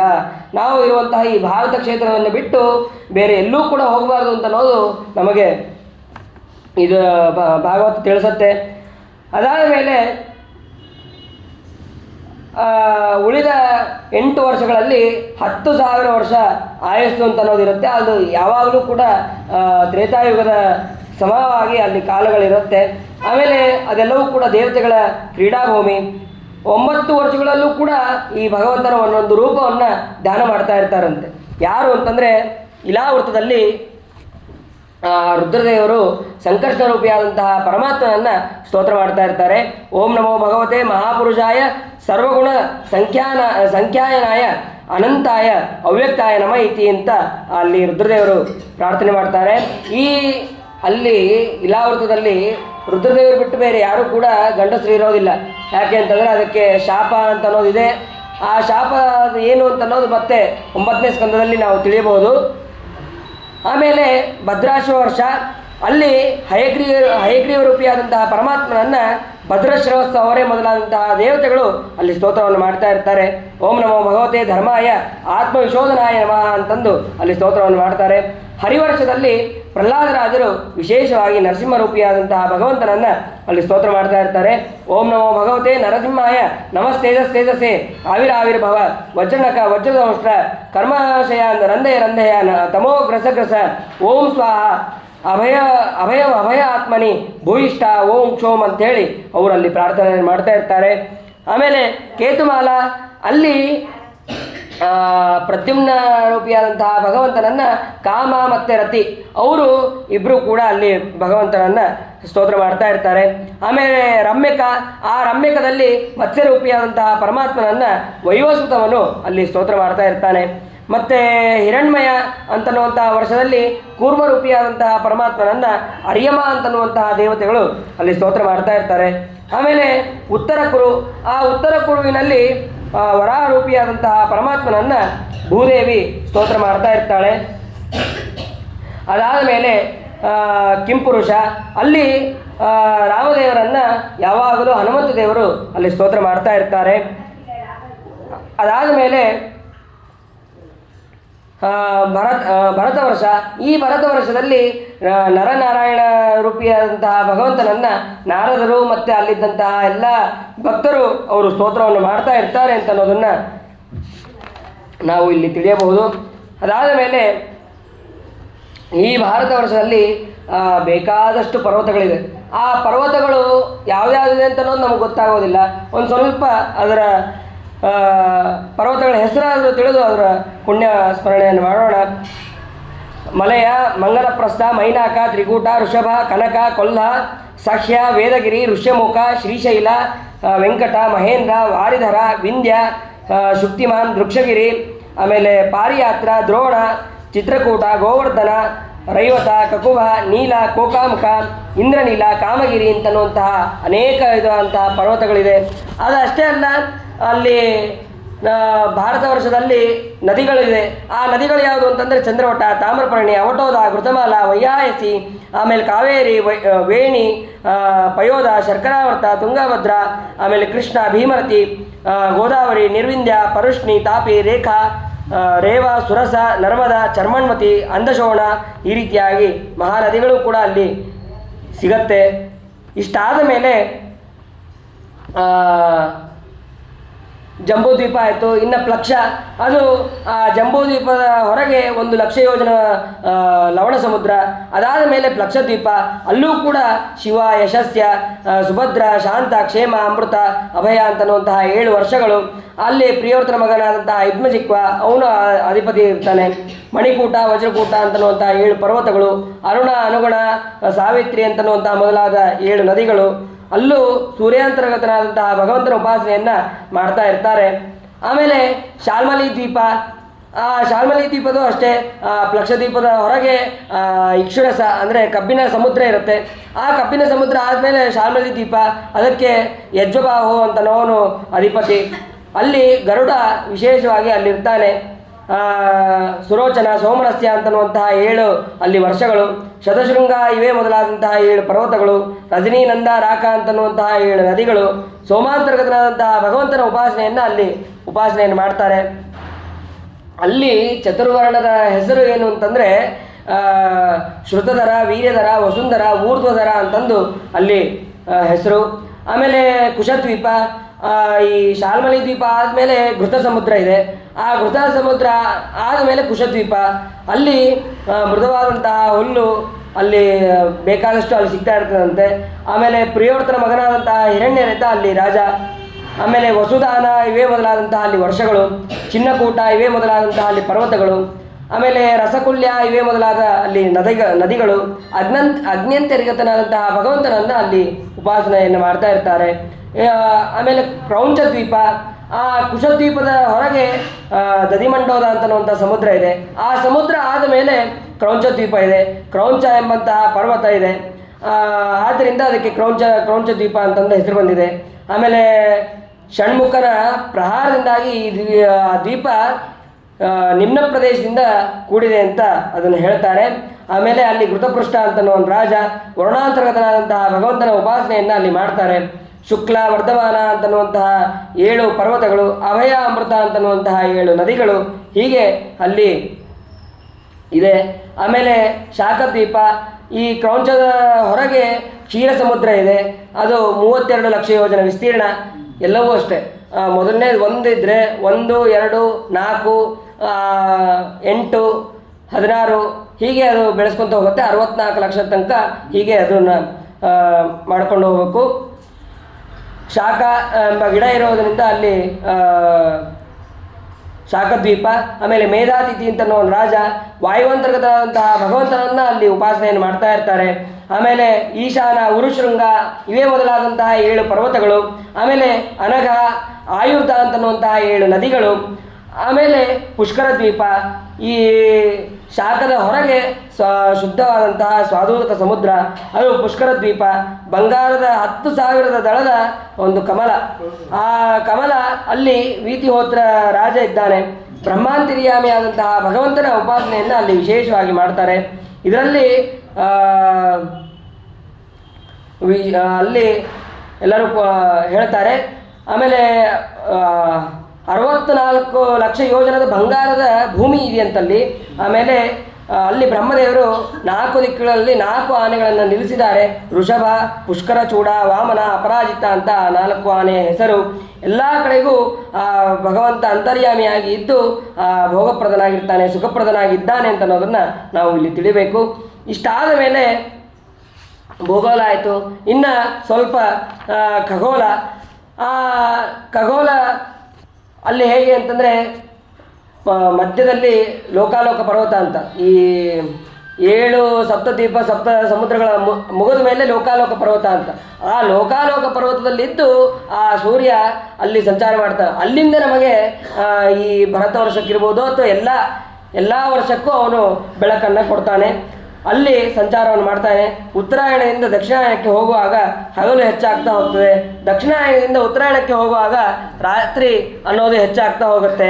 ಆಮೇಲೆ ಮೇರು ಪರ್ವತದ ಮೇಲೆ ಹೇಳಿದೆ, ಪೂರ್ವಕ್ಕೆ ಇಂದ್ರನ ಊರು ಎಲ್ಲವೂ ಕೂಡ ಇದೆ. ಆ ಭಾಗಗಳಲ್ಲಿ ಆ ಕಾಲಕ್ಕೆ ತಕ್ಕಂತೆ ಅದೇನಾಗುತ್ತೆ, ಹಗಲು ರಾತ್ರಿ ಅವು ಕ್ರಮವಾಗಿ ಅಲ್ಲಿ ಆಗ್ತಾ ಹೋಗುತ್ತೆ. ಸೂರ್ಯನ ಅರ್ಥ ಅದು ಹೇಗಿದೆ ಅಂತಂದರೆ, ಒಂದು ಚಕ್ರ, 12 ಹಲ್ಲುಗಳು. ಹಲ್ಲು ಅಂತಂದರೆ ಆ ಚಕ್ರಕ್ಕೆ ಇರುವಂತಹ ಗಾಲಿಯಲ್ಲಿ ಒಂದೊಂದು ಅರಗಳಿರುತ್ತಲ್ಲ ಹಾಗೆ. ಆಮೇಲೆ 6 ನೇಮಿಗಳು, 4 ನಾಭಿಗಳು, ಚಂದೋಭಿಮಾನಿಗಳೇ 7 ಕುದುರೆಗಳು, ಅರುಣ ಅವನು ಸಾರಥಿ. 60,000 ಜನ ವಾಲಕಿಲ್ಯರು ಆ ಸೂರ್ಯನ ಅಭಿಮುಖವಾಗಿ ಕುಳಿತು ಸ್ತೋತ್ರ ಮಾಡ್ತಾ ಇರ್ತಾರಂತೆ. ರಥಸ್ಯೇಕಂ ಚಕ್ರಂ ಭುಜಗಯಮಿತ ಸಪ್ತತುರಗ ನಿರಾಲಂಬೋ ಮಾರ್ಗೋ ಶರಣರಹಿತ ಸಾರಥಿರಪಿ. ಆ ಸೂರ್ಯ ವೇಗವಾಗಿ ಹೋಗ್ತಾ ಇದ್ದರೆ ವಾಲಕಿಲ್ಯರು ಅಷ್ಟು ವೇಗವಾಗಿ ಸ್ತೋತ್ರ ಮಾಡ್ತಾ ಇರ್ತಾರಂತೆ. ಅಷ್ಟು ವೇಗವಾಗಿ ಮಾಡೋದಷ್ಟೇ ಅಲ್ಲ, ಅವನಿಗೆ ಸೂರ್ಯನ ಕುದುರೆಗಳಿಗೆ ಆಮೇಲೆ ಸಾರಥಿಗೂ ಕೂಡ ಒಂದೇ ಕಾಲಂತ. ಇಂಥ ಸಾರಥಿಯನ್ನು ಇಟ್ಕೊಂಡು ಅವನು ಸೂರ್ಯ ವೇಗವಾಗಿ ಸಂಚಾರವನ್ನು ಮಾಡ್ತಾನೆ ಅಂತ ಅನ್ನೋದನ್ನು ನಾವು ತಿಳಿಯಬಹುದು. ಅದಾದ ಮೇಲೆ ವರ್ಷ, ಅಯನ, ಇವುಗಳನ್ನು ನಾವು ತಿಳಿಯಬಹುದು. ಒಂದು ಸೂರ್ಯ ಒಂದು ವರ್ಷ ಪೂರ್ಣ ಸಂಚಾರ ಮಾಡಿದೆ, ಹಿಂಗೆ ಒಂದು ರಾಶಿಯಿಂದ ಹಿಂಗೆ ಒಂದೊಂದು ಗುರುವಲ್ಲಿ ಇದ್ದು ಸಂಚಾರವನ್ನು ಮಾಡ್ತಾನೆ. ಆವಾಗ ಒಂದು ವರ್ಷ ಬೇಕು ಗುರುವಿಂದ ಸಂಚಾರವನ್ನು ಮಾಡೋದಕ್ಕೆ, ಅದನ್ನು ಕೂಡ ಅಲ್ಲಿ ತಿಳಿಯಬಹುದು. ಆಮೇಲೆ ಅಯನ, ಆಮೇಲೆ ಋತು, ಮಾಸ, ಆಮೇಲೆ ಪಕ್ಷ, ಹೀಗೆ ದಿನಗಳನ್ನು ಕೂಡ ಅಲ್ಲಿ ತಿಳಿಯಬಹುದು. ಅದಾದ ಮೇಲೆ ಸೂರ್ಯಮಂಡಲದ ಮೇಲೆ 1,00,000 ಯೋಜನ, ಅದಾದ ಮೇಲೆ ಚಂದ್ರಮಂಡಲ. ಆ ಚಂದ್ರಮಂಡಲ ಆದಮೇಲೆ ಅಲ್ಲಿ ಆ ಚಂದ್ರನ 16 ಕಲೆಗಳು, ಆ ಚಂದ್ರನ ಮೇಲೆ ನಕ್ಷತ್ರ ಲೋಕಗಳಿದೆ. ಅದರ ಮೇಲೆ 2,00,000 ಯೋಜನ ಆ ನಕ್ಷತ್ರ ಲೋಕ ಮೇಲೆ 2,00,000 ಯೋಜನ ಶುಕ್ರ, ಅದರ ಮೇಲೆ 2,00,000 ಯೋಜನ ಬುಧ, ಅದರ ಮೇಲೆ 2,00,000 ಯೋಜನ ಮಂಗಳ, ಅದರ ಮೇಲೆ 2,00,000 ಯೋಜನ ಮೇಲೆ ಹೋದರೆ ಬೃಹಸ್ಪತಿ, ಅದರ ಮೇಲೆ 2,00,000 ಯೋಜನೆ ಹೋದರೆ ಶನೈಶ್ಚರ, ಅದರಿಂದ ಉತ್ತರಕ್ಕೆ 11,00,000 ಯೋಜನ ಮೇಲೆ ಹೋದರೆ ಸಪ್ತರ್ಷಿ ಮಂಡಲ, ಅದರ ಮೇಲೆ 13,00,000 ಯೋಜನ ಹೋದರೆ ಶಿಂಶುಮಾರ ಸ್ಥಾನ, ಅಲ್ಲಿ ಧ್ರುವಮಂಡಲ. ಧ್ರುವರಾಜರು ಯಾವಾಗಲೂ ಕೂಡ ಇದ್ದು ಆ ಶಿಂಶುಮಾರ ರೂಪಿಯಾದಂತಹ ಪರಮಾತ್ಮನನ್ನು ಸ್ತೋತ್ರ ಮಾಡ್ತಾ ಇರ್ತಾರೆ. ಈ ಶಿಂಶುಮಾರ ರೂಪಿಯಾದಂತಹ ಪರಮಾತ್ಮ ಹೇಗಿದ್ದಾನೆ ಅಂತಂದರೆ, ನಮ್ಮ ಹಿಂದೆ ಎಷ್ಟೋ ಪಾಪಗಳನ್ನು ನಾವು ಮಾಡಿರ್ತೀವಿ. ಆ ಪಾಪಗಳನ್ನು ಎಲ್ಲವನ್ನ ಒಂದು ಮೂಟೆ ಮಾಡಿ ಕಟ್ಟಿ ಅವನು ತೊಗೊಂಡೋದಕ್ಕೆ ರೆಡಿ ಇರ್ತಾನೆ. ಆದರೆ ನಾವು ಅದನ್ನು ಭಗವಂತ ನಾವು ಮಾಡಿದಂತಹ ಪಾಪಗಳನ್ನು ಕ್ಷಮಿಸು ಅಂತ ಪ್ರಾರ್ಥನೆ ಮಾಡಬೇಕು. ಆ ಪ್ರಾರ್ಥನೆ ಮಾಡೋದು ಸಲುವಾಗಿ ಕಾಯ್ತಾ ಇರ್ತಾನೆ. ನಾವು ಪ್ರಾರ್ಥನೆ ಮಾಡಿದ ತಕ್ಷಣ ಅವನು ನಮ್ಮ ಎಲ್ಲ ಪಾಪಗಳನ್ನು ಪರಿಹಾರ ಮಾಡ್ತಾನೆ. ಇದಕ್ಕೆ ನಾವು ನಿತ್ಯದಲ್ಲಿಯೂ ಕೂಡ ಪೂಜೆಯನ್ನು ಮಾಡಬೇಕಾದ್ರೆ ಸುದರ್ಶನ, ಚಕ್ರಾಂಕಿತ, ವಿಷ್ಣುಪಾದ, ಒಂದು ಸಾಲಿಗ್ರಾಮ, ಕೃಷ್ಣ, ಇದ್ರ ಜೊತೆಗೆ ಒಂದು ಪ್ರತಿಮೆ, ಶಿಂಶುಮಾರ ಪ್ರತಿಮೆಯನ್ನು ಹೇಳ್ತೀವಿ. ಯಾಕೆ ಅಂತಂದರೆ ಆ ಶಿಂಶುಮಾರನ ಪ್ರತಿಮೆಗೆ ನಾವು ಏನಾದರೂ ಒಂಚೂರು ನೀರು ಹಾಕಿದ್ರೆ ನಮ್ಮ ಎಲ್ಲ ಪಾಪವನ್ನು ಪರಿಹಾರ ಮಾಡ್ತಾನೆ. ನಾವು ಬೇಡ್ಕೋಬೇಕಾದ್ರೆ ಆಗ ಬೇಡ್ಕೋಬೇಕು. ಅದು ನಮಗೆ ಭಾಗವತದಲ್ಲಿ ವಿಶೇಷವಾಗಿ ತಿಳಿಸ್ತಾರೆ. ಇದಾದ ಮೇಲೆ ಅವನನ್ನು, ಆ ಶಿಂಶುಮಾರ ರೂಪಿಯಾದಂತಹ ಪರಮಾತ್ಮನನ್ನು ನಾವು ಹೇಗೆ ಬೇಡ್ಕೋಬೇಕು ಅಂತಂದರೆ, ಏತುದಹೈವ ಭಗವತೋ ವಿಷ್ಣೋ ಸರ್ವದೇವತಾಮಯಂ ರೂಪಮಹರಃ ಸಂಧ್ಯಾಯಾಂ ಪ್ರಯತೋ ನಿರೀಕ್ಷ್ಯಮಾಣಃ ಉಪತಿಷ್ಠೇತ ನಮೋ ನಮಃ ಜ್ಯೋತಿರ್ಲೋಕಾಯ ಕಾಲಾಯನಾಯ ಅನಿಮಿಷಾಂ ಪತಯೇ ಮಹಾಪುರುಷಾಯ ಧೀಮಹಿ ಅಂತ ಈ ರೀತಿಯಾಗಿ ಆ ಸ್ತೋತ್ರವನ್ನು ಮಾಡಬೇಕು. ಅಂದರೆ ಈ ಎಲ್ಲ ಲೋಕಗಳನ್ನು ಧಾರಣೆ ಮಾಡಿದ್ದಾನೆ. ಈ ನಕ್ಷತ್ರಗಳಿರ್ಬೋದು, ಆ ರಾಶಿಗಳಿರ್ಬೋದು, ಅದೆಲ್ಲವನ್ನು ಕೂಡ ಧಾರಣೆ ಮಾಡಿದವನು ಶಿಂಶುಮಾರ ರೂಪಿಯಾದಂತಹ ಪರಮಾತ್ಮ. ಅಂತಹ ರೂಪಿಯಾದಂತಹ ಪರಮಾತ್ಮನನ್ನು ನಾವು ಸಾಯಂಕಾಲದಲ್ಲಿ ಸಂಧ್ಯಾವಂದನೆ ಎಲ್ಲವನ್ನು ಮುಗಿಸಿಕೊಂಡು ಸಾಯಂಕಾಲ ಹೊರಗೆ ಬಂದು ನಿಂತು ಆಕಾಶವನ್ನು ನೋಡ್ಬೇಕಂತ. ಆಕಾಶವನ್ನು ನೋಡ್ತಾ ಶಿಂಶುಮಾರ ರೂಪಿಯಾದಂತಹ ಪರಮಾತ್ಮ, ಅವನ ಬಾಲದಲ್ಲಿ ಧ್ರುವಲೋಕ, ಹೀಗೆ ಎಲ್ಲವೂ ಕೂಡ ಚಿಂತನೆಯನ್ನು ಮಾಡ್ತಾ ನೀನು ಏನು ಮಾಡಬೇಕು ಅಂತಂದರೆ ನಮ್ಮ ಎಲ್ಲ ರೀತಿಯಾದಂತಹ ಪಾಪವನ್ನು ಪರಿಹಾರ ಮಾಡು. ಮತ್ತು ಅಷ್ಟೇ ಅಲ್ಲ, ಕಾಯಿಕ, ವಾಚಿಕ, ಮಾನಸಿಕ ಎಲ್ಲ ರೀತಿಯಾದಂತಹ ಎಲ್ಲವನ್ನೂ ನಾನು ನೀವು ಸಮರ್ಪಣೆ ಮಾಡ್ತೀನಿ. ಸಮರ್ಪಣೆ ಮಾಡಿ ನಿನ್ನನ್ನು ಧ್ಯಾನ ಮಾಡ್ತಾ ಇದ್ದೀನಿ. ಈ ಧ್ಯಾನ ಮಾಡೋದ್ರಿಂದ ನನ್ನ ಎಲ್ಲ ರೀತಿಯಾದಂತಹ ಪಾಪವನ್ನು ಪರಿಹಾರ ಮಾಡುವಂಥ ಸಾಯಂಕಾಲದಲ್ಲಿ ವಿಶೇಷವಾಗಿ ಪ್ರಾರ್ಥನೆಯನ್ನು ಮಾಡಬೇಕು ಅಂತ ಅನ್ನೋದನ್ನು ಹೇಳ್ತಾರೆ.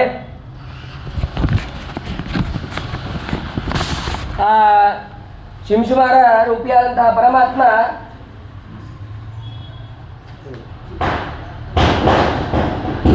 ಇದು ಶಿಂಶುಮಾರ ರೂಪಿಯಾದಂತಹ ಪರಮಾತ್ಮನ ಹೀಗಿರುತ್ತೆ. ಹೀಗೆ ಒಂದೊಂದು ಅವಯವದಲ್ಲಿ ಒಂದೊಂದು ನಕ್ಷತ್ರಗಳು, ಆಮೇಲೆ ಒಂದೊಂದು ಗ್ರಹಗಳು ಅವೆಲ್ಲ ಇಲ್ಲಿದೆ. ಅದನ್ನು ಕ್ರಮವಾಗಿ ಅಲ್ಲಿ ತಿಳಿಬಹುದು. ಆ ಶಿಂಶುಮಾರನ ತಲೆ ಕೆಳಗಾಗಿ ಶಿಂಶುಮಾರ ಇರ್ತಾನಂತೆ. ಅವನ ಪುಚ್ಛದ ತುದಿಯಲ್ಲಿ ಧ್ರುವಲೋಕ ಇದೆ. ಪುಚ್ಛದ ಮಧ್ಯದಲ್ಲಿ ಪ್ರಜಾಪತಿ, ಅಗ್ನಿ, ಇಂದ್ರ, ಧರ್ಮ ಇವರಿಂದ ಅಭಿಮನ್ಯವಾದಂತಹ ನಕ್ಷತ್ರಗಳು. ಆಮೇಲೆ ಆ ಪುಚ್ಛದ ಮೂಲದಲ್ಲಿ ಧಾತ, ವಿಧಾತ, ಆಮೇಲೆ ಕಟಿ ಪ್ರದೇಶದಲ್ಲಿ ಸಪ್ತರ್ಷಿಗಳು, ಆಮೇಲೆ ಬಲಭಾಗದಲ್ಲಿ ಅಭಿಜಿತ್ ಮತ್ತು ಶತಭಿಷ ಇಂದ ಪುನರ್ವಸು ನಕ್ಷತ್ರಗಳು, ಎಡಭಾಗದಲ್ಲಿ ಪುಷ್ಯದಿಂದ ಉತ್ತರಾಷಾಢ ನಕ್ಷತ್ರ ತನಕ ಅಲ್ಲಿದೆ. ಪೃಷ್ಠದಲ್ಲಿ ಅಜವೀತಿ, ಆಕಾಶಗಂಗಾ, ಉದರದಲ್ಲಿ ಅಥವಾ ಪೃಷ್ಠದಲ್ಲೇ ಅಂತನಾದರೂ ತಿಳ್ಕೋಬೋದು, ಅಥವಾ ಉದರದಲ್ಲಿ ಆಕಾಶಗಂಗಾ, ಉತ್ತರದಲ್ಲಿ ಪುನರ್ವಸು, ಪುಷ್ಯ, ಸೊಂಟದಲ್ಲಿ ಆರ್ದ್ರ ಆಶ್ಲೇಷ, ಕಾಲುಗಳಲ್ಲಿ ಅಭಿಜಿತ್ ಮತ್ತು ಉತ್ತರಾಷಾಢ, ಮೂಗುಗಳಲ್ಲಿ ಶ್ರವಣ ಪೂರ್ವಾಷಾಢ, ಕಣ್ಣುಗಳಲ್ಲಿ ಧನಿಷ್ಠ ಮತ್ತು ಮೂಲ, ಕಿವಿಗಳಲ್ಲಿ ಮಘ, ಗದ್ದದಲ್ಲಿ ಅಗಸ್ತ್ಯ ಯಮ, ಮುಖದಲ್ಲಿ ಮಂಗಳ, ಉಪಸ್ಥದಲ್ಲಿ ಶನೈಶ್ಚರ, ಕಕೋತ್ತಲ್ಲಿ ಬೃಹಸ್ಪತಿ, ಆಮೇಲೆ ಎದೆಯಲ್ಲಿ ಆದಿತ್ಯ, ಹೃದಯದಲ್ಲಿ ನಾರಾಯಣ, ಆಮೇಲೆ ಮನಸ್ಸಿನಲ್ಲಿ ಚಂದ್ರ, ನಾಭಿಯಲ್ಲಿ ಶುಕ್ರ, ಸ್ತನಗಳಲ್ಲಿ ಅಶ್ವಿನಿ, ಪ್ರಾಣಾಪಾನದಲ್ಲಿ ಬುಧ, ಆಮೇಲೆ ಗಲದಲ್ಲಿ ಅಂದರೆ ಕುತ್ತಿಗೆಯಲ್ಲಿ ರಾಹು, ಸರ್ವಾಂಗದಲ್ಲಿ ಕೇತು, ರೋಮದಲ್ಲಿ ನಕ್ಷತ್ರಗಳು, ಹೀಗೆ ಅಲ್ಲೆಲ್ಲವೂ ಕೂಡ ಇದೆ ಅಂತ ಅನ್ನೋದನ್ನು ನಾವು ವಿಸ್ತಾರವಾಗಿ ತಿಳಿಯಬಹುದು. ಸೂರ್ಯ ಒಂದು ಕ್ಷಣಕ್ಕೆ 9,51,00,000 ಯೋಜನೆ ಅವನು ಸುತ್ತಳತೆ ಉಳ್ಳಂತಹ ಈ ಭೂಮಂಡಲವನ್ನು ಅವನು 2 ಹರಿದಾರಿ ಅಂದರೆ 2,000 ಯೋಜನೆಗಳಷ್ಟು ಅವನು ಸಂಚಾರ ಮಾಡ್ತಾನೆ. ಅದು ಏನು ಒಂದು ಕ್ಷಣಕ್ಕೆ, ಅದನ್ನು ನಾವು ಲೆಕ್ಕ ಮಾಡೋದ್ರಂತೂ ನಮಗೆ ಲೆಕ್ಕನೇ ಸಿಗೋದಿಲ್ಲ, ಅಷ್ಟು ನಾವು ತಿಳಿಯಬಹುದು. ಆದರೆ ಹಾಗಾದರೆ ಒಂದು ವರ್ಷಕ್ಕೆ ಎಷ್ಟು ಮಾಡ್ಬೋದು ಅಂತಂದರೆ ಒಂದು ಅಂದಾಜು ಮೇಲೆ 9.46 ಟ್ರಿಲಿಯನ್ ಅಂದರೆ ಅಷ್ಟು ಕಿಲೋಮೀಟ್ರ್ ಮಾತ್ರ, ಅಂದರೆ 9 ಆದಮೇಲೆ ಒಂದು 12 ಸೊನ್ನೆ ಹಾಕ್ಕೋಬೋದು ಬೇಕಾದ್ರೆ, ಅಷ್ಟು ಅವನು ಅಲ್ಲಿ ಸಂಚಾರವನ್ನು ಮಾಡ್ತಾನೆ ಅಂತ ಅನ್ನೋದನ್ನು ನಾವು ಸಂಕ್ಷೇಪವಾಗಿ ತಿಳಿಬೋದು.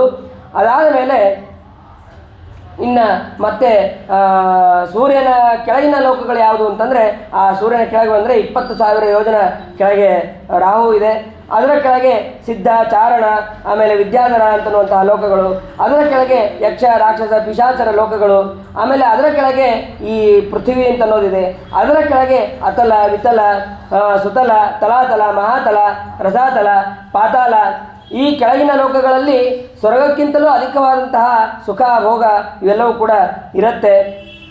ಈ ಅಲ್ಲಿ ಇನ್ನೊಂದೇನಿದೆ ಅಂತಂದರೆ ಮಯನಿರ್ಮಿತವಾದಂತಹ ಭವ್ಯವಾದಂತಹ ಒಂದು ಪಟ್ಟಣ ಇದೆ. ಆ ಪಟ್ಟಣವೂ ಕೂಡ ಅಲ್ಲಿ ಕೆಳಗೆ ಇದೆ. ಅಲ್ಲಿ ರೋಗ ಆಗಲಿ, ಮುಪ್ಪು ಆಗಲಿ, ಪೀಡೆ ಯಾವೂ ಕೂಡ ಅಲ್ಲಿ ಇರೋದಿಲ್ಲ. ಅದನ್ನು ಹೇಳ್ತಾರೆ. ಈ ಅತಲದಲ್ಲಿ ಮಯಪುತ್ರ ಅವನು ಬಲ ಅಂತ, ಅವನು 96 ಮಾಯಾಗಳನ್ನು ಸೃಷ್ಟಿ ಮಾಡಿದವನು. ಅವನು ಆಕಳಿಸಿದಾಗ ಅವನ ಬಾಯಿಯಿಂದ 3 ತರಹದಂತಹ ಸ್ತ್ರೀಯರು ಹೊರಗೆ ಬರ್ತಾರೆ, ಸ್ವೈರಿಣಿ, ಕಾಮಿನಿ, ಪುಂಶಿಲಿ ಅಂತ. ಅವರು ಅಲ್ಲಿದ್ದಾರೆ ಅಂತ ಅನ್ನೋದನ್ನು ತಿಳಿಬಹುದು. ಇನ್ನು ವಿತಲದಲ್ಲಿ ರುದ್ರದೇವರು ಹಾಟಕೇಶ್ವರ, ಪಾರ್ವತಿ ಸಹಿತರಾಗಿ ಅಲ್ಲಿದ್ದಾರೆ. ಹಾಟಕ ಎಂಬಂತಹ ಒಂದು ನದಿ ಇದೆ, ಅದರಿಂದ ಹಾಟಕ ಎಂಬಂತಹ ಸುವರ್ಣದ ನಿರ್ಮಾಣವೂ ಕೂಡ ಅಲ್ಲಿ ಆಗತ್ತೆ ಅಂತ ಅನ್ನೋದನ್ನು ತಿಳಿತಾರೆ. ಅದಾದ ಮೇಲೆ ಸುತಲ, ಅಲ್ಲಿ ಬಲಿ ಇದ್ದಾನೆ, ಮತ್ತು ಅವನ ರಕ್ಷಣೆಗಾಗಿ ವಾಮನ ರೂಪಿಯಾದಂತಹ ಪರಮಾತ್ಮನು ಕೂಡ ಅಲ್ಲಿ ಇದ್ದಾನೆ, ಗದಾಪಾಣಿಯಾಗಿ ಅಲ್ಲಿ ಇದ್ದಾನೆ. ರಾವಣನನ್ನು ತನ್ನ ಕಾಲಿನ ಹೆಬ್ಬೆರಳಿನಿಂದ 10,000 ಯೋಜನ ದೂರಕ್ಕೆ ಬೀಳಿಸ್ತಾನಂತೆ. ಆ ಸುತಲ ಲೋಕದಿಂದ ಭಗವಂತ ಅಲ್ಲಿ ಅಲ್ಲಿ ಮಹಿಮೆಯನ್ನು ಅದನ್ನು ತಿಳಿಯಬಹುದು. ಆಮೇಲೆ ತಲಾತಲ, ಅಲ್ಲಿ ಮಾಯಾವಿಗಳ ಆಚಾರ್ಯರಾದಂತಹ ಮಯ ಅಲ್ಲಿದ್ದಾನೆ. ಅಲ್ಲಿಂದ ಪೂಜ್ಯರಾದಂತಹ ರುದ್ರದೇವರು ಕೂಡ ಅಲ್ಲಿದ್ದಾರೆ. ಆಮೇಲೆ ಮಹಾತಲ, ಅಲ್ಲಿ ತಕ್ಷಕಾದಿ ಸರ್ಪಗಳು ಅಲ್ಲಿದ್ದಾರೆ. ರಸಾತಲ, ದೈತ್ಯರು, ನಿವಾತ ಕವಚರು, ಕಾಲಕೇಯರು ಇವರೆಲ್ಲರೂ ಕೂಡ ಅಲ್ಲಿದ್ದಾರೆ. ಪಾತಾಳದಲ್ಲಿ ವಾಸುಕಿ ಮೊದಲಾದಂತಹ ನಾಗರು ಅಲ್ಲಿದ್ದಾರೆ. ಆ ಪಾತಾಳದ ಕೊನೆಯಲ್ಲಿ ಶೇಷದೇವರಿದ್ದಾರಂತೆ. ಆ ಶೇಷದೇವರು ಹೇಗೆ ಅಂತಂದರೆ ಇಡೀ ನಮ್ಮ 1000 ಹೆಡೆಗಳಿರ್ಬೋದು, ಆ 1000 ಹೆಡೆಗಳ ಮೇಲೆ ಮಧ್ಯೆ ಯಾವುದೋ ಒಂದು ಸಣ್ಣ ಹೆಡೆ, ಆ ಹೆಡೆಯ ಮಧ್ಯದಲ್ಲಿ ಒಂದು ಸಾಸಿವೆ ಕಾಳಷ್ಟು ಇಡೀ ಬ್ರಹ್ಮಾಂಡವನ್ನು ಧಾರಣೆ ಮಾಡಿದವರು. ಆ ಶೇಷದೇವರನ್ನು ಧಾರಣೆ ಮಾಡಿದವರು ವಾಯುಕೂರ್ಮವನ್ನು ಧಾರಣೆ ಮಾಡಿದವನು ವಿಷ್ಣುಕೂರ್ಮ, ಆ ಭಗವಂತ. ಇದನ್ನು ನಾವು ಸರಿಯಾಗಿ ತಿಳಿಯಬೇಕು. ಹಾಗಾದರೆ ಪರೀಕ್ಷಿತರಾಜರು ಮತ್ತೆ ಪ್ರಶ್ನೆ ಮಾಡ್ತಾನೆ, ಈ ರೀತಿಯಾದಂತಹ ವೈಚಿತ್ರ್ಯ ಯಾಕೆ ಅಂತಂದರೆ ಅದೆಲ್ಲವೂ ಕೂಡ ಆ ಕರ್ಮಗಳ ಸ್ವಭಾವ ಮತ್ತು ಅವರವರ ಅನುಗುಣವಾಗಿ ಅದೆಲ್ಲವೂ ಕೂಡ ಹಾಗೆ ಇರುತ್ತೆ ಅಂತ ಅನ್ನೋದನ್ನು ನಾವು ಇಲ್ಲಿ ತಿಳಿಬೇಕು. ಇದಾದ ಮೇಲೆ ಕೊನೆಗೆ ನರಕ ವರ್ಣನೆಯನ್ನು ಹೇಳ್ತಾರೆ. 28 ಪ್ರಧಾನವಾದಂತಹ ನರಕಗಳು. ಆ ನರಕದಲ್ಲೂ ಕೂಡ 28 ಪ್ರಧಾನ ನರಕಗಳಿದೆ, ಬೇಕಾದಷ್ಟು ನರಕಗಳಿದೆ. ಅದರಲ್ಲಿ 28 ಪ್ರಧಾನದ್ದು, ಅದನ್ನು ತಿಳಿಬಹುದು. ತಾಮಿಸ್ರ, ಅಂತತಾಮಿಸ್ರ, ರೌರವ, ಮಹಾರೌರವ, ಕುಂಭಿಪಾಕ, ಕಾಲಸೂತ್ರ, ಅಸಿಪತ್ರವನ, ಆಮೇಲೆ ಸೂಕರಮುಖ, ಅಂಧಕೂಪ, ಕೃಮಿಭೋಜನ, ಸಂದಂಶ, ತಪ್ತಭೂಮಿ, ವಜ್ರಕಂಟಕ, ಶಾಲ್ಮಲಿ, ವೈತರಣಿ, ಪೂಯೋಧ, ಪ್ರಾಣನೋಧ, ವಿಷಸನ, ಲಾಲಾಭಕ್ಷ, ಸಾರಮೇಯಾದನ, ಆಮೇಲೆ ಅಭಿಚೀಪುರ, ರೇತಪ್ಪಾನ, ಕ್ಷಾರಕರ್ದಮ, ರಕ್ಷೋಗಣ ಭೋಜನ, ಶೂಲಪ್ರೇತ, ದಂದಶೂಕ, ಪಟನಿರೋಧ, ಪರ್ಯಾವರ್ತನ, ಸೂಚಿಮುಖ, ಈ ರೀತಿಯಾಗಿ 28 ನರಕಗಳು ಇದೆ. ಅದರಲ್ಲಿ ಒಂದೊಂದೇ ಹೇಳ್ತಾರೆ ಯಾರ್ಯಾರು ಯಾವ್ಯಾವ ಕರ್ಮಗಳನ್ನು ಮಾಡಿದ್ರೆ ಕರ್ಮಕ್ಕೆ ತಕ್ಕ ಹಾಗೆ ಅವರು ಅಲ್ಲಿ ಹೋಗ್ತಾರೆ. ಆಮೇಲೆ ತಾಮಿಸ್ರ, ಯಾರು ಬೇರೆಯವರ ಸೊತ್ತನ್ನು ಅಪಹಾರ ಮಾಡಿ ಅದು ತಮ್ಮದು ಅಂತ ಇಟ್ಕೊಂಡಿರ್ತಾರೋ ಅವರೆಲ್ಲರೂ ಕೂಡ ಅಲ್ಲಿ ಹೋಗ್ತಾರೆ. ಅಲ್ಲಿ ಹೋದಾಗ ಅಲ್ಲಿ ಹೊಡಿತಾರೆ, ಅವರಿಗೆ ಏನಾದರೂ ಮೂರ್ಛೆ ಬರೋದಿಲ್ಲ, ಹೊಡಿತಾ ಇರ್ತಾರೆ. ಆಮೇಲೆ ಕೇವಲ ವೇದನೆ, ಬರೀ ದುಃಖವನ್ನು ಮಾತ್ರ ಅಲ್ಲಿ ಅನುಭವಿಸ್ತಾ ಇರ್ತಾರೆ. ಅನ್ನತಾಮಿಸ್ರ, ಯಾರು ಇನ್ನೊಬ್ಬರನ್ನು ಕೊಂದು ಅವರ ಹಣವನ್ನು ಅಪಹಾರ ಮಾಡಿ ಹೋಗಿರ್ತಾರೋ, ಮೇಲೆ ಅಪಹಾರ ಮಾಡಿದ್ದಷ್ಟೇ ಹೇಳಿದ್ರು, ಇನ್ನೊಬ್ಬರನ್ನು ಕೊಂದು ಅಪಹಾರ ಮಾಡಿ ಹೋಗಿರ್ತಾರೋ ಅವರು ಆ ಅನ್ನತಾಮಿಸ್ರದಲ್ಲಿ. ಆಮೇಲೆ ರೌರವ, ಇನ್ನೊಬ್ಬರಿಗೆ ಕೊಡೋದೇ ತಿಂದರೆ ನಾನು ನಂದು ನಾನೊಬ್ಬನೇ ತಿನ್ನಬೇಕು ಅಂತನ್ನುವಂತಹ ಏನು ಬುದ್ಧಿ ಇರ್ತದೋ ಅದನ್ನು ಮಾಡಿದ್ರೆ ರುರು ಎಂಬಂತಹ ಪ್ರಾಣಿ, ಆ ಪ್ರಾಣಿ ಅದು ಸರ್ಪಕ್ಕಿಂತ ಭಯಾನಕವಾದದ್ದು. ಅಂತಹ ಅಷ್ಟೇ ಅಲ್ಲ, ನಾವು ಇಲ್ಲಿ ಯಾವುದೇ ಪ್ರಾಣಿಗೆ ಹಿಂಸೆ ಮಾಡಿರ್ತೇವೋ ಆ ಎಲ್ಲ ಪ್ರಾಣಿಗಳು ಅಲ್ಲಿ ಕಾಯ್ತಾ ಇರ್ತವೆ, ಅವರು ನಮ್ಮನ್ನು ತಿಂದು ಹಾಕಕ್ಕೆ ಅಲ್ಲಿ ಕಾಯ್ತಾ ಇರ್ತವೆ. ಹೀಗೆ ಎಲ್ಲ ಶ್ಲೋಕ ಎಲ್ಲ ಇದನ್ನು ಹೇಳ್ತಾರೆ, ನರಕಗಳನ್ನು ಹೇಳ್ತಾರೆ. ನರಕಗಳನ್ನು ಹೇಳಿದ ಮೇಲೆ ಹೌದು ಇಷ್ಟೆಲ್ಲ ಯಾಕೆ ಹೇಳಬೇಕಾಯ್ತು, ಒಮ್ಮೆ ನರಕಗಳನ್ನ ಹೇಳಬೇಕು ಯಾಕೆ, ಆಮೇಲೆ ನರಕಗಳನ್ನ ಹೇಳಿದ ಮೇಲೆ ನರಕಗಳು ಅಷ್ಟೇ ಅಲ್ಲ, ಈ ಸೂರ್ಯವರ್ಣನೆ ಇರ್ಬೋದು, ಶಿಂಶುಮಾರ ವರ್ಣನೆ ಇರ್ಬೋದು, ಇದೆಲ್ಲ ಯಾಕೆ ಹೇಳಬೇಕು ಯಾಕೆ ಅಂತಂದರೆ, ಭೂದ್ವೀಪ ವರ್ಷ ಸರಿದಾದ್ರಿ ನವಸಮುದ್ರ ಪಾತಾಳದಿಂಗ್ ನರಕ ಭಾಗಣ ಲೋಕ ಸಂಸ್ಥಂ ಗೀತಮ್ಮಯ ಅಥವಾ ನೃಪಾದ್ಭುತಮೀಶ್ವರಸ್ಯ ಸ್ಥೂಲಂ ವಪು ಸಕಲ ಜೀವ ನಿಕಾಯಧಾಮ. ಆ ಭಗವಂತನ ಸ್ಥೂಲ ರೂಪ ಬರೀ ಒಂದು ಬ್ರಹ್ಮಾಂಡದಂತೆ ಪ್ರತಿಮೆ ಇದೆ ಅಂತ ಅನ್ನೋದು ತಿಳಿದಿದ್ವಿ. ಆದರೆ ಈ ಎಲ್ಲ ಪರ್ವತ ಇರ್ಬೋದು, ಸಣ್ಣ ಸಣ್ಣ ಏನಂತಾರೆ ಪರ್ವತಗಳಿರ್ಬೋದು, ನದಿಗಳಿರ್ಬೋದು, ಎಲ್ಲ ಪರ್ವತದಲ್ಲೂ ಆ ಭಗವಂತ ಸನ್ನಿಧಾನ ಇದ್ದು, ಆ ಭಗವಂತನ ಲೀಲೆ ಇದು, ಆ ಭಗವಂತನ ರೂಪಗಳು ಇವು ಅಂತ ಅನ್ನೋದನ್ನು ತಿಳಿಯೋದಕ್ಕಾಗಿ ಇಷ್ಟೆಲ್ಲವನ್ನು ಕೂಡ ಹೇಳಬೇಕು. ಆಮೇಲೆ ಆ ಸೂರ್ಯದಲ್ಲಿ ನಿಂತು ಇಷ್ಟು ವೇಗವಾಗಿ ಸಂಚಾರ ಮಾಡಿಸೋನು ಅವನೇ, ಅದನ್ನು ತಿಳಿಸೋದಕ್ಕಾಗಿ ಇದನ್ನು ಹೇಳಿದ್ದೇ ಹೊರತು ನಾವು ಏನೋ ಭಯಪಡಿಸೋದಕ್ಕೆ ಅಂತ ಹೇಳಿದ್ದು ಈ ನರಕಗಳಾಗಲಿ ಅಥವಾ ಯಾವುದೇ ಆಗಲಿ, ಇಷ್ಟೆಲ್ಲ ವಿಷಯ ಇದೆ ಇದನ್ನೆಲ್ಲ ತಿಳ್ಕೊಬೇಕಾ ಅಂತ ನಾವು ಸರ್ವತಾ ವಿಚಾರ ಮಾಡಬಾರ್ದು. ಇದನ್ನು ತಿಳ್ಕೊಂಡಿದ್ದು ಆ ಭಗವಂತನ ವಿಶೇಷವಾದ ಮಹಿಮೆಯನ್ನು ತಿಳಿಸೋದಕ್ಕಾಗಿ ಇದನ್ನು ಹೇಳಿದ್ದು ಅಂತ ಅನ್ನೋದನ್ನು ಇಲ್ಲಿ ತಿಳಿಸ್ತಾರೆ.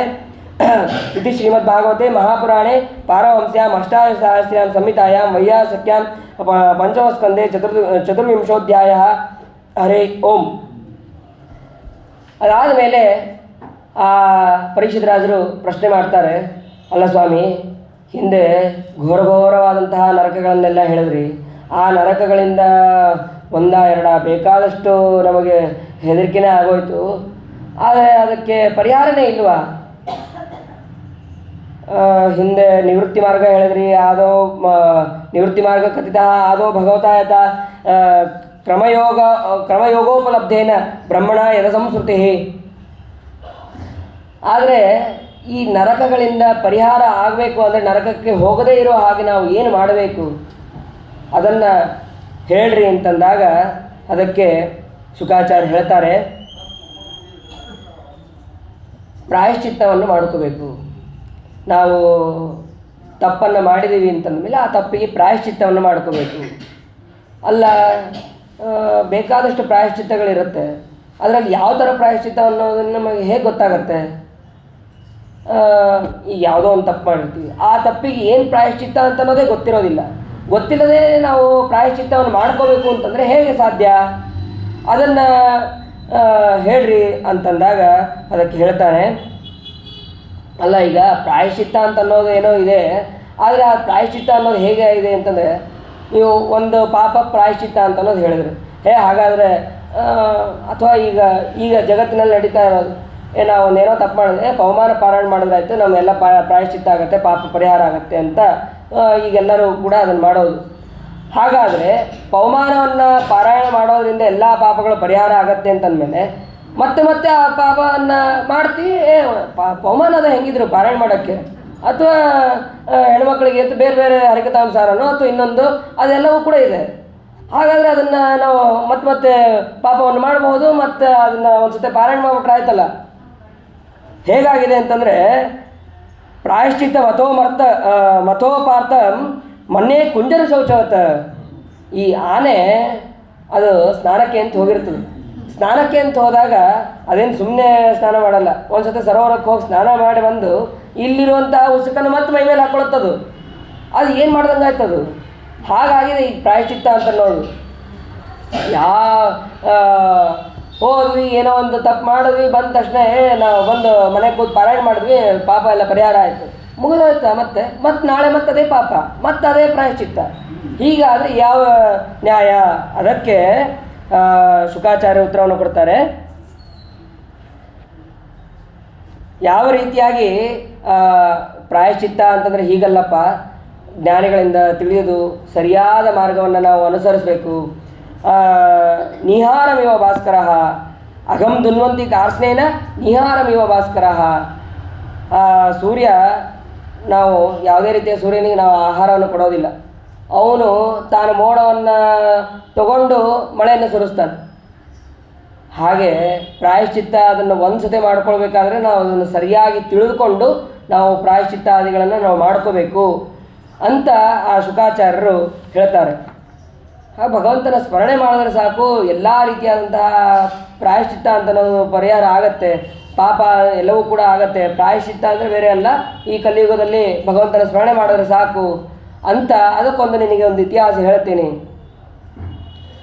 ಸಕೃನ್ಮನ ಕೃಷ್ಣ ಪದಾರವಿಂದಯೋರ್ನಿವೇಶಿತಂ ತದ್ಗುಣರಾಗಿಯೈರಿಹ ನತೇಯಮಂ ಪಾಶಭೃತಶ್ಚ ತದ್ಭಟಾನ್ ಸ್ವಪ್ನೇ ವಿಪಶ್ಯಂತಿ ಚೀರ್ಣ ನಿಷ್ಕೃತಾಃ.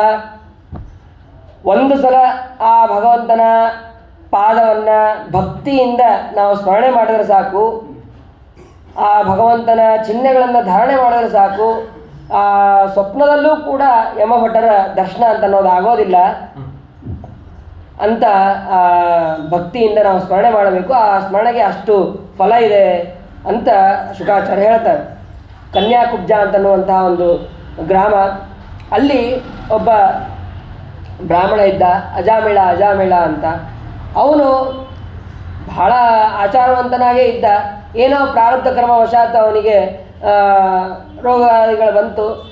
ರೋಗಾದಿಗಳು ಬಂದಾಗ ಬೇರೆ ಪತ್ನಿಯನ್ನು ಮದುವೆ ಆಗಿ ಅವರಲ್ಲಿ ಬೇಕಾಷ್ಟು ಜನ ಮಕ್ಕಳಾದರು. ಅದರಲ್ಲಿ ಕೊನೆಯದವನಿಗೆ ನಾರಾಯಣ ಅಂತನ್ನುವಂತಹ ನಾಮಕರಣವನ್ನು ಮಾಡಿದ್ದ. ಹೆಸರನ್ನು ಹೇಗೆ ಇಡಬೇಕು ಅಂತ ಅನ್ನೋದು ಕೂಡ ನಮಗೆ ಇದು ಭಾಗವತ ಸೂಚನೆ ಮಾಡುತ್ತೆ. ನಾವು ಏನೇನೋ ಹೆಸರಿಡ್ತೀವಿ, ರಾಕಿ, ಪೀಕಿ, ಕೂಕಿ ಅಂತ ಏನೇನೋ ಇಡ್ತೀವಿ. ಆದರೆ ಅದು ಯಾವುದನ್ನು ಕೂಡ ಇಡಬಾರ್ದು. ಯಾಕೆ ಅಂತಂದರೆ ಈ ಅಜಾಮಿಳನಿಗೆ ಹೇಗೆ ಅಂತ್ಯಕಾಲದಲ್ಲಿ ಆ ಭಗವಂತನ ಹೆಸರನ್ನು ತನ್ನ ಮಗನ ಹೆಸರು ಕರೆದಿರ್ಬೋದು, ಆದರೆ ಸ್ಮರಣೆ ಆಗಿದ್ದಂಥ ಆ ಭಗವಂತನದ್ದು ಆಯ್ತಾ. ನಮ್ಮ ಪುಣ್ಯದಿಂದ ಏನೋ ಯತ್ಕಿಂಚಿತ್ ಪುಣ್ಯದಿಂದ ಸ್ವಲ್ಪ ಒಪ್ಪೆಸಿ ಧರ್ಮಸ್ಯ ತ್ರಾಯತೆ ಮಹತೋಭಯಾತ್. ನಾವು ಹಿಂದೆ ಮಾಡಿದಂತಹ ಧರ್ಮದಿಂದ ಆ ಧರ್ಮ ನಮಗೆ ರಕ್ಷಣೆ ಮಾಡುತ್ತೆ, ಯಾವುದೋ ಒಂದು ಸಂದರ್ಭದಲ್ಲಿ ರಕ್ಷಣೆ ಮಾಡುತ್ತೆ. ಅದಕ್ಕೆ ಇಂತಹ ಒಳ್ಳೆಯ ಹೆಸರುಗಳನ್ನು ಇಡಬೇಕು ಅಂತ ಅನ್ನೋದು ಕೂಡ ನಾವು ಇಲ್ಲಿ ತಿಳಿಯಬಹುದು. ಸರಿ, ಆ ಒಂದು ಸಲ ಅವನಿಗೆ ಹಾಸಿಗೆ ಮೇಲೆ ಮಲಗಿದ್ದಾನೆ ಈ ಅಜಾಮಿಳ ಅಂತನವನು. ಏನೋ ಬಹಳ ಆಯಾಸ ಆದಂಗೆ ಆಗ್ತಾ ಇರಬೇಕಾದ್ರೆ ಇನ್ನೇನು ಅವನ ಪ್ರಾಣ ಹೋಗೋ ಸ್ಥಿತಿಯಲ್ಲೇ ಇದೆ. ಆ ಸಮಯದಲ್ಲಿ ಯಮದೂತರು ಕೂಡ ಬಂದಿದ್ದಾರೆ. ಬಂದು ಇನ್ನೇನು ಅವನಿಗೆ ಹಾಕಬೇಕು, ಅವನಿಗೆ ಪಾಶ ಹಾಕಬೇಕು. ಆ ಸಮಯದಲ್ಲಿ ಅವನು ನಾರಾಯಣ ಅಂತ ಕರೆದ. ಅಲ್ಲಿ ದೂರದಲ್ಲಿ ತನ್ನ ಮಗ ಆಟ ಆಡ್ತಾ ಇದ್ದ. ದೂರೇ ಕ್ರೀಡನಕಾಸಕ್ತಂ ಪುತ್ರಂ ನಾರಾಯಣ ಕ್ವಯಂ. ಆ ಮಗನನ್ನು ಕರೆದ ಅವನು. ಆದರೆ ಕರಿಬೇಕಾದ್ರೆ ನಾರಾಯಣ ಅಂತ ಮಗನನ್ನೇನೋ ಕರೆದ. ಆದರೆ ಹಿಂದೆ ಮಾಡಿದಂತಹ ಕರ್ಮಗಳು ಧರ್ಮಗಳು ಅದ್ಯಾವುದೂ ಕೂಡ ಅವನನ್ನು ಬಿಡಲಿಲ್ಲ. ಆ ನಾರಾಯಣ ಎಲ್ಲದಕ್ಕೂ ಆಶ್ರಯನಾದವನು ಭಗವಂತ ಅಂತನ್ನುವಂತಹ ಸ್ಮರಣೆ ಅವನಿಗೆ ಬಂದಿದೆ. ಯಮದೂತರು ಇನ್ನೇನು ಪಾಶ ಆಗಬೇಕು ಅನ್ನೋ ಅಷ್ಟೊತ್ತಿಗೆ ವಿಷ್ಣುದೂತರು ಬಂದರು. ಆದರೆ ಇವನು ನಂಬೇಟಿ ಇವನು ಅಂತೇಳಿ ಅವ್ರು ಶುರು ಮಾಡಿದ್ರು. ಇವನು ನಾ ಕರ್ಕೊಂಡು ಹೋಗ್ತೀನಿ ಅಂತ. ಅಲ್ಲ, ಇವನು ತಪ್ಪು ಮಾಡಿದ್ದಾನೆ, ಬೇಕಾದಷ್ಟು ಮಾಡಬಾರ್ದಂಥ ಎಲ್ಲ ತಪ್ಪುಗಳನ್ನು ಮಾಡಿದ್ದಾನೆ, ಹಾಗಾಗಿ ಇವನನ್ನು ನಾವೇ ಕರ್ಕೊಂಡು ಹೋಗಬೇಕು. ಅವಾಗ ಇಲ್ಲ ವಿಷ್ಣುದೂತರು ಇವನು ಭಗವಂತನ ಸ್ಮರಣೆ ಮಾಡಿದರೆ, ಹಾಗಾಗಿ ಇವನನ್ನು ನಾವು ಕರ್ಕೊಂಡು ಹೋಗ್ತೀವಿ ಅಂತ ಆ ಯಮದೂತರು ಹಾಗೂ ವಿಷ್ಣುದೂತರ ಸಂವಾದ ಆಗತ್ತೆ. ಈ ಭಗವಂತನ ನಾಮಸ್ಮರಣೆ ಕೊನೆಯ ಕಾಲದಕ್ಕೆ ಬರೋಕ್ಕೆ ಎಷ್ಟು ಕಷ್ಟ ಅಂತ ಅನ್ನೋದಕ್ಕೆ ಒಂದು ಸಣ್ಣ ದೃಷ್ಟಾಂತ. ಒಬ್ಳು ಇದ್ಲಂತೆ, ಒಬ್ಳು ಹೆಣ್ಮಗಳಿದ್ಲಂತೆ. ಅವಳು ಕೂಡ ಭಾಳ ನಿಷ್ಠಾವಂತೆ ಆಗಿದ್ಲು. ಮದುವೆ ಆಯಿತು. ಮದುವೆ ಆದಮೇಲೆ ಅತ್ತೆ ಮನೆಗೆ ಹೋದ್ಲಂತೆ. ಈ ಅತ್ತೆ ಎಷ್ಟು ಇದಿದ್ಲು ಅಂತಂದರೆ ಏನಾದರೂ ಆ ಹೆಸರು ಹೇಳಬಾರ್ದು ಅಂತ, ಭಗವಂತನ ಹೆಸರು ಹೇಳಬಾರ್ದು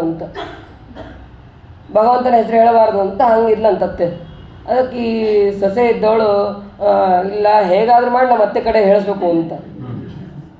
ಅವಾಗ ಸರಿ ರೇಷ್ಮೆ ಸೀರೆ ಹರಿತಾ ಇದ್ದೀನಿ ನೋಡು ಅಂತೇಳಿ, ಹರಿ ಅಂತ ನೋವಂಥ ಶಬ್ದನಾರು ಬರ್ತದನೋ ಅಂತ, ಅದನ್ನು ಹರಿಬೇಡ ಅಂತ ಹೇಳಿಲ್ಲ ಅವಳು, ಅದನ್ನು ಕತ್ತರಿಸ್ಬೇಡ ಅಂತ ಹೇಳಿದ್ಲಂತೆ. ಅವಳು ಪ್ರಾಣವನ್ನು ಬಿಟ್ಲಂತೆ. ಹೀಗೆ ಭಗವಂತನ ನಾಮಸ್ಮರಣೆ ಮಾಡೋದು ಬಹಳ ಕಷ್ಟ. ಅದಕ್ಕೆ ಕ್ಷಣ ಕ್ಷಣಕ್ಕೂ ನಾವು ಭಗವಂತನ ಸ್ಮರಣೆಯನ್ನು ನಾವು ಮಾಡ್ತಾ ಇರಬೇಕು ಅಂತ ಅನ್ನೋದು ಒಂದು ಸಣ್ಣ ದೃಷ್ಟಾಂತದಿಂದ ತಿಳಿಬೋದು. ಅದಾದ ಮೇಲೆ ಯಮದೂತರಿಗೆ ವಿಷ್ಣುದೂತರು ಹೇಳ್ತಾರಂತೆ, ನಿಮಗೆ ಧರ್ಮ ಅಂತ ಅನ್ನೋದೇ ಗೊತ್ತಿಲ್ಲ, ನಿಮಗೆ ಧರ್ಮ ಯಾವುದು ಅಧರ್ಮ ಯಾವುದು ಗೊತ್ತಿಲ್ಲ. ಇಲ್ಲ, ನಮಗೂ ಧರ್ಮ ಅಂತ ಅನ್ನೋದು ಗೊತ್ತಿದೆ. ಯಾವುದು ಅಂತಂದರೆ ವೇದ ಪ್ರಣಹಿತೋ ಧರ್ಮ ಯಧರ್ಮಸ್ತದ್ ವಿಪರ್ಯ ವೇದೋ ನಾರಾಯಣ ಸಾಕ್ಷಾತ್ ಸ್ವಯಂಭೂ ಇತಿ ಶುಶ್ರೂಷ. ವೇದ ವಿಹಿತವಾದದ್ದೇ ಧರ್ಮ, ವೇದದಲ್ಲಿ ಹೇಳದೇ ಇರೋದೆಲ್ಲವೂ ಕೂಡ ಅಧರ್ಮ. ನಾವು ಇವೆಲ್ಲವೂ ಕೂಡ ಕೇಳಿದ್ದೇವೆ. ಸಾಕ್ಷಾತ್ ನಾರಾಯಣನೇ ವೇದವನ್ನು ಹೇಳುವವನು, ಇದೆಲ್ಲವನ್ನು ನಾವು ತಿಳಿದಿದ್ದೇವೆ ಅಂತ ಎಲ್ಲರೂ ಹೇಳ್ತಾರೆ. ಅವಾಗ ಇಷ್ಟು ಹೇಳಿದ್ರು ಕೂಡ ಅವರು ವಿಷ್ಣುದೂತರು ಕೇಳೋದಿಲ್ಲ. ನಿಮ್ಮ ಗುರುಗಳನ್ನೇ ಕೇಳ್ಕೊಂಬರ್ರಿ, ಅಂದರೆ ಯಮದೇವರನ್ನೇ ಕೇಳ್ಕೊಂಬರ್ರಿ, ಇವನನ್ನು ಯಾರು ಕರ್ಕೊಂಡು ಹೋಗಬೇಕು ಅಂತ ಅನ್ನೋದು ಅವಾಗ ಗೊತ್ತಾಗತ್ತೆ ಅಂತ ಹೇಳಿ ಆ ಯಮದೂತರು ತಮ್ಮ ಗುರುವಾದಂತಹ ಯಮದೇವರ ಹತ್ರ ಬರ್ತಾರೆ. ಯಮದೇವರ ಹತ್ರ ಬಂದು ಈ ಕಡೆ ವಿಷ್ಣುದೂತರು ಬಂದು ಈ ಕಡೆ ಇವರ ಸಂವಾದವನ್ನು ನೋಡಿದಂತಹ ಅಜಾಮಿಳ ಅವನು ಇನ್ನಾದರೂ ನಾನು ಭಗವಂತನ ಸ್ಮರಣೆಯನ್ನು ಮಾಡಬೇಕು, ಸ್ಮರಣೆಯನ್ನು ಮಾಡಿ ಆ ಮೋಕ್ಷವನ್ನು ಹೊಂದಬೇಕು ಅಂತನ್ನುವಂತಹ ಉಪಾಯ ಅವನಿಗೆ ಬಂದಿದೆ. ಅವನು ಭಗವಂತನ ಸ್ಮರಣೆಯನ್ನು ಮಾಡಿ ಭಗವಂತನ ಧ್ಯಾನಾದಿಗಳನ್ನು ಮಾಡಿ ಅವನು ಯೋಗ್ಯವಾದಂತಹ ಗತಿಯನ್ನು ಹೊಂದಿದ್ದಾನೆ. ಈ ಕಡೆ ವಿಷ್ಣುದೂತರು ಅಲ್ಲಿಂದ ಹೋಗ್ಬಿಡ್ತಾರೆ. ಯಮದೂತರು ಕೂಡ ಅವರ ಇದ್ರ ಹತ್ರ ಹೋಗ್ತಾರೆ, ಯಮನ ಹತ್ರ ಹೋಗ್ತಾರೆ.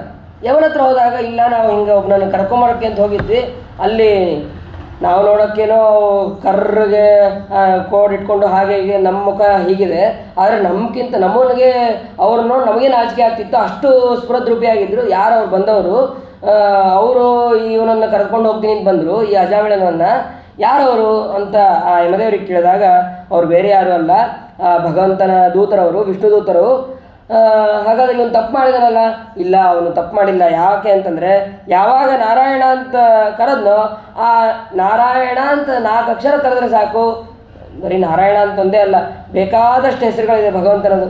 ಆ ಯಾವುದೇ ಹೆಸರು ಕರೆದಾಗೂ ಕೂಡ ಭಗವಂತನ ಚಿಂತನೆ ನಮಗೆ ಬಂದರೆ ಸಾಕು, ನಾವು ಪುನೀತರಾಗಿ ಹೋಗ್ತೀವಿ ಅಂತ ಅನ್ನೋದು ತಿಳಿಬೋದು. ಆ ನಾರಾಯಣ ಅಂತ ಕರೆದಿದ್ದಕ್ಕೆ ಅವನು ಮಾಡಿದಂತಹ ಸುರಾಪಾನ ಇರ್ಬೋದು, ಸ್ತ್ರೀ ಸಂಬಂಧ ಇರ್ಬೋದು, ಎಲ್ಲವೂ ಕೂಡ ಅದು ಪರಿಹಾರ ಆಗತ್ತೆ. ಹಾಗಾದರೆ ನಾರಾಯಣ ಅಂತಂದು ಕರಿತೀವಿ, ನಾವು ಎಷ್ಟೋ ಪಾಪಗಳನ್ನು ಮಾಡಿ ನಾರಾಯಣ ಅಂತ ಕರಿತೀವಿ ಅಂತಂದರೆ ಅದಕ್ಕೆ ಹೇಳ್ತಾರೆ, ಸಾಂಕೇತ್ಯಂ ಪಾರಿಹಾಸ್ಯಂ ವಾ ಸೋಮಂ ಹೇಳನಮೇವ ವೈಕುಂಠ ನಾಮಗ್ರಹಣ ಅಶೇಷಾಗ ಹರಂವಿದು. ಯಾವಾಗ ಸಾಂಕೇತ್ಯ ಪಾರಿಹಾಸ್ಯ ಸೋವ ಹೇಳನಮೇವ ಅಂದರೆ ಭಗವಂತನ ಹೆಸರನ್ನು ಕರಿಬೋದು. ಸಾಂಕೇತ್ಯ ಅಂದರೆ ಸುಮ್ಮನೆ ತಾತ್ಕಾಲಿಕವಾಗಿ ಕರೆದಂಗೆ ಇರ್ಬೋದು, ಅಥವಾ ಏನೋ ಗೊತ್ತಿಲ್ಲದೆ ಕರೆದಾಗಿರ್ಬೋದು. ಆದರೆ ಗೊತ್ತಿಲ್ಲದೆ ಕರೆದಾಗೂ ಕೂಡ ಆ ಭಗವಂತನ ಸ್ಮರಣೆ ಅಂತ ಅನ್ನೋದು ಬರಬೇಕು. ಸ್ಮರಣೆ ಅಂತ ಅನ್ನೋದು ಬರದೇ ಇದ್ದರೆ ಅದು ವ್ಯರ್ಥ ಅಂತ ಅನ್ನೋದು ನಾವು ತಿಳಿಬೇಕು. ಇಲ್ಲದೇ ಇದ್ದರೆ ಆ ಭಗವಂತನ ಸ್ಮರಣೆ ಮಾಡಿದ್ರೂ ಕೂಡ ಅದು ವ್ಯರ್ಥ ಅಂತ ಅನ್ನೋದನ್ನು ನಾವು ತಿಳಿಬೇಕು. ಸರ್ವದಾಗ ಹರಂ ವಿಷ್ಣು ನಾಮ ತದ್ ಭಕ್ತಿಪೂರ್ವಕಂ ಅವಕ್ತ್ಯೋದಾವರ್ತಂ ನೈವ ಫಲದಾತೃ ಭವಿಷ್ಯತಿ. ಆ ಭಕ್ತಿ ಏನಾದರೂ ಇಲ್ಲ ಅಂತಂದರೆ ಅವಾಗ ಎಷ್ಟು ನಾವು ಗೋವಿಂದ ನಾರಾಯಣ ಕೇಶವ ಅಂತಂದರೂ ಅದು ಫಲಿಸೋದಿಲ್ಲ ಅಂತ ಅನ್ನೋದನ್ನು ತಿಳಿಸ್ತಾರೆ. ಇಷ್ಟಾದ ಮೇಲೆ ಹಾಗಾದರೆ ಯಾರ್ಯಾರು, ನಾವೇನೋ ನೀವೊಬ್ಬನೇ ನಿಯಾಮಕ ಅಂತ ಅಂದ್ಕೊಂಡಿವಿ, ಹಾಗಾದರೆ ಯಾರ್ಯಾರು ನಿಯಾಮಕರು, ಈ ಧರ್ಮವನ್ನು ನಿಯಾಮನೆ ಮಾಡೋರು ಯಾರ್ಯಾರು ಅಂತಂದರೆ ಅದಕ್ಕೆ ಯಮದೇವರು ಹೇಳ್ತಾರೆ, ಅಹಂ ಮಹೇಂದ್ರೋ ನಿರುತಿ ಪ್ರಚೇತ ಸೋಮೋಗ್ನಿರೀಶ ಪವನೋರ್ಕೋ ವಿರಿಂಚ ಆದಿತ್ಯ ವಿಶ್ವೇ ವಸವೋತ ಸಾಧ್ಯ ಮರುದ್ಗಣ ರುದ್ರಗಣ ಸಸಿದ್ಧಾಹ. ನಾನು, ಆಮೇಲೆ ಇಂದ್ರದೇವರು, ನಿರುತಿ, ಪ್ರಚೇತ, ಸೋಮ, ಅಗ್ನಿ ಇವರೆಲ್ಲರೂ ಕೂಡ ಬ್ರಹ್ಮದೇವರು, ಇವರೆಲ್ಲರೂ ಕೂಡ ಧರ್ಮದ ನಿಯಾಮಕರು ಅಂತಾಗಿದ್ದಾರೆ. ಇಷ್ಟೇ ಅಲ್ಲ, ಮರುದ್ಗಣರು, ರುದ್ರಗಣರು ಇವರೆಲ್ಲರೂ ಕೂಡ ಧರ್ಮದ ನಿಯಾಮಕರು ಅಂತಾಗಿದ್ದಾರೆ. ಹಾಗಾಗಿ ಆ ಧರ್ಮದ ಮಾರ್ಗದಲ್ಲಿ ಅವರು ಹೇಳಿದ ಹಾಗೆ ನನ್ನ ಮೇಲೆ ಬೇಕಾದಷ್ಟು ದೇವತೆಗಳಿದ್ದಾರೆ, ಆ ಎಲ್ಲ ದೇವತೆಗಳು ಹೇಳಿದ ಹಾಗೆ ನಾನು ಅದನ್ನು ಕೇಳಬೇಕು ಅಂತಂದು ಆ ಯಮದೇವರು ತನ್ನ ದೂತರಿಗೆ ಹೇಳ್ತಾ ಇದ್ದಾರೆ. ಹೇಳಿದ ಮೇಲೆ ಹಾಗಾದರೆ ನಮಗೊಂದು ಲೀಸ್ಟ್ ಕೊಟ್ಟುಬಿಡ್ರಿ, ಇಂಥವ್ರನ್ನ ಕರ್ಕೊಂಬರ್ಬೇಕು, ಇಂಥವ್ರನ್ನ ಕರ್ಕೊಂಬರಬಾರ್ದು ಅಂತ ಅನ್ನೋದಕ್ಕೆ ಲೀಸ್ಟ್ ಕೊಟ್ಟುಬಿಡ್ರಿ, ಹಾಗೆ ನಾವು ಮುಂದೆ ಮಾಡ್ತೀವಿ ಅಂತಂದು ಹೇಳಿದಾಗ ಅದಕ್ಕೆ ಜಿಹ್ವಾನ ವಕ್ತಿ ಭಗವದ್ ಗುಣನಾಮಧೇಯಂ ಚೇತಶ್ಚನ ಸ್ಮರತಿ ಯಚ್ಚರಣಾರವಿಂದಂ ಕೃಷ್ಣಾಯ ಯೋ ನಮತಿ ಯಚ್ಚಿರ ಏಕದಾಪಿ ತಾನಾನಯತ್ವ ಸತೋ ಕೃತ ವಿಷ್ಣು ಕೃತ್ಯಾನ್. ಯಾರು ಭಗವಂತನನ್ನು ಬಾಯಿ ಇದ್ದರೂ ನಾಲಿಗೆ ಇದ್ದರೂ ಚಂದ ನಾಲಿಗೆ ಇದ್ದರೂ ಅದನ್ನು ಕೇವಲ ರಸಾಸ್ವಾದನೆಯಲ್ಲಿ ಇಟ್ಕೊಳ್ತಾನೋ, ಆಮೇಲೆ ಭಗವಂತನ ಸ್ಮರಣೆಯನ್ನು ಮಾಡೋದಿಲ್ವೋ, ಆಮೇಲೆ ಕೈಗಳಿದ್ದರೂ ಆ ಕೈಗಳಿಂದ ಭಗವಂತನಿಗೆ ನಮಸ್ಕಾರವನ್ನು ಮಾಡೋದಿಲ್ವೋ, ಕೃಷ್ಣ ಅಂತ ಒಂದು ಸಲ ಹೇಳಿ ಅದನ್ನು ಶಿರವಾಗಿ ನಮಸ್ಕಾರವನ್ನು ಮಾಡೋದಿಲ್ವೋ, ಒಂದು ಸಲನೂ ತಲೆಬಾಗದೇ ಇದ್ದರೆ ಅವರನ್ನು ಅವಶ್ಯವಾಗಿ ಕರೆದುಕೊಂಡು ಬರ್ರಿ. ಹಾಗಾದರೆ ಎಂಥವ್ರನ್ನ ಕರ್ಕೊಂಬರಬಾರ್ದು ಅಂತಂದರೆ, ಯಾರು ಭಗವಂತನ ಚಿಹ್ನೆಗಳನ್ನು ಧಾರಣೆಯನ್ನು ಮಾಡಿರ್ತಾರೋ ಅವರನ್ನು ಸರ್ವತಾ ಕರೆದುಕೊಂಡು ಬರಬೇಡ್ರಿ. ಭಗವಂತನ ನಾಮ ಸಂಕೀರ್ತನವನ್ನು ಯಾವಾಗಲೂ ಮಾಡ್ತಾ ಇರ್ತಾರೋ ಅಂಥವ್ರನ್ನು ಸರ್ವತಾ ಕರೆದುಕೊಂಡು ಬರಬೇಡ್ರಿ ಅಂತ ಇಷ್ಟು ಅವರಿಗೆ ಹೇಳ್ತಾನೆ. ಹೇಳಿದ ಮೇಲೆ ಅದೇ ರೀತಿಯಾಗಿ ಸರಿ ಆಯಿತು, ಇನ್ನು ಮೇಲೆ ನಾನು ಆ ರೀತಿಯಾಗಿ ಮಾಡೋದಿಲ್ಲ ಅಂತ ಯಮದೂತರು ಕೂಡ ಹೇಳ್ತಾರೆ. ವಿಷ್ಣುದೂತರು ಕೂಡ ಅವರು ಯಮದೂತರಿಗೆ ತಿಳಿಸಿದ ಮೇಲೆ ಅವರು ಅಲ್ಲಿಂದ ಹೊರಡ್ತಾರೆ ಅಂತ ಅನ್ನೋದನ್ನು ಇಷ್ಟು ತಿಳಿಸಿ ಮುಂದೆ ಆ ದಕ್ಷ ಪ್ರಜಾಪತಿಯ ವರ್ಣನೆಯನ್ನು ಇಲ್ಲಿ ಹೇಳ್ತಾರೆ. ಅದನ್ನು ನಾಳೆ ದಿನ ತಿಳಿಯೋಣ ಅಂತ ಹೇಳ್ತಾ, ಇವತ್ತು ಋಷಪಂಚಮಿ, ಹಾಗಾಗಿ ಒಂದು 10 ನಿಮಿಷದಲ್ಲಿ ಅವರ ಕಥೆಯನ್ನು ತಿಳಿಯೋಣ.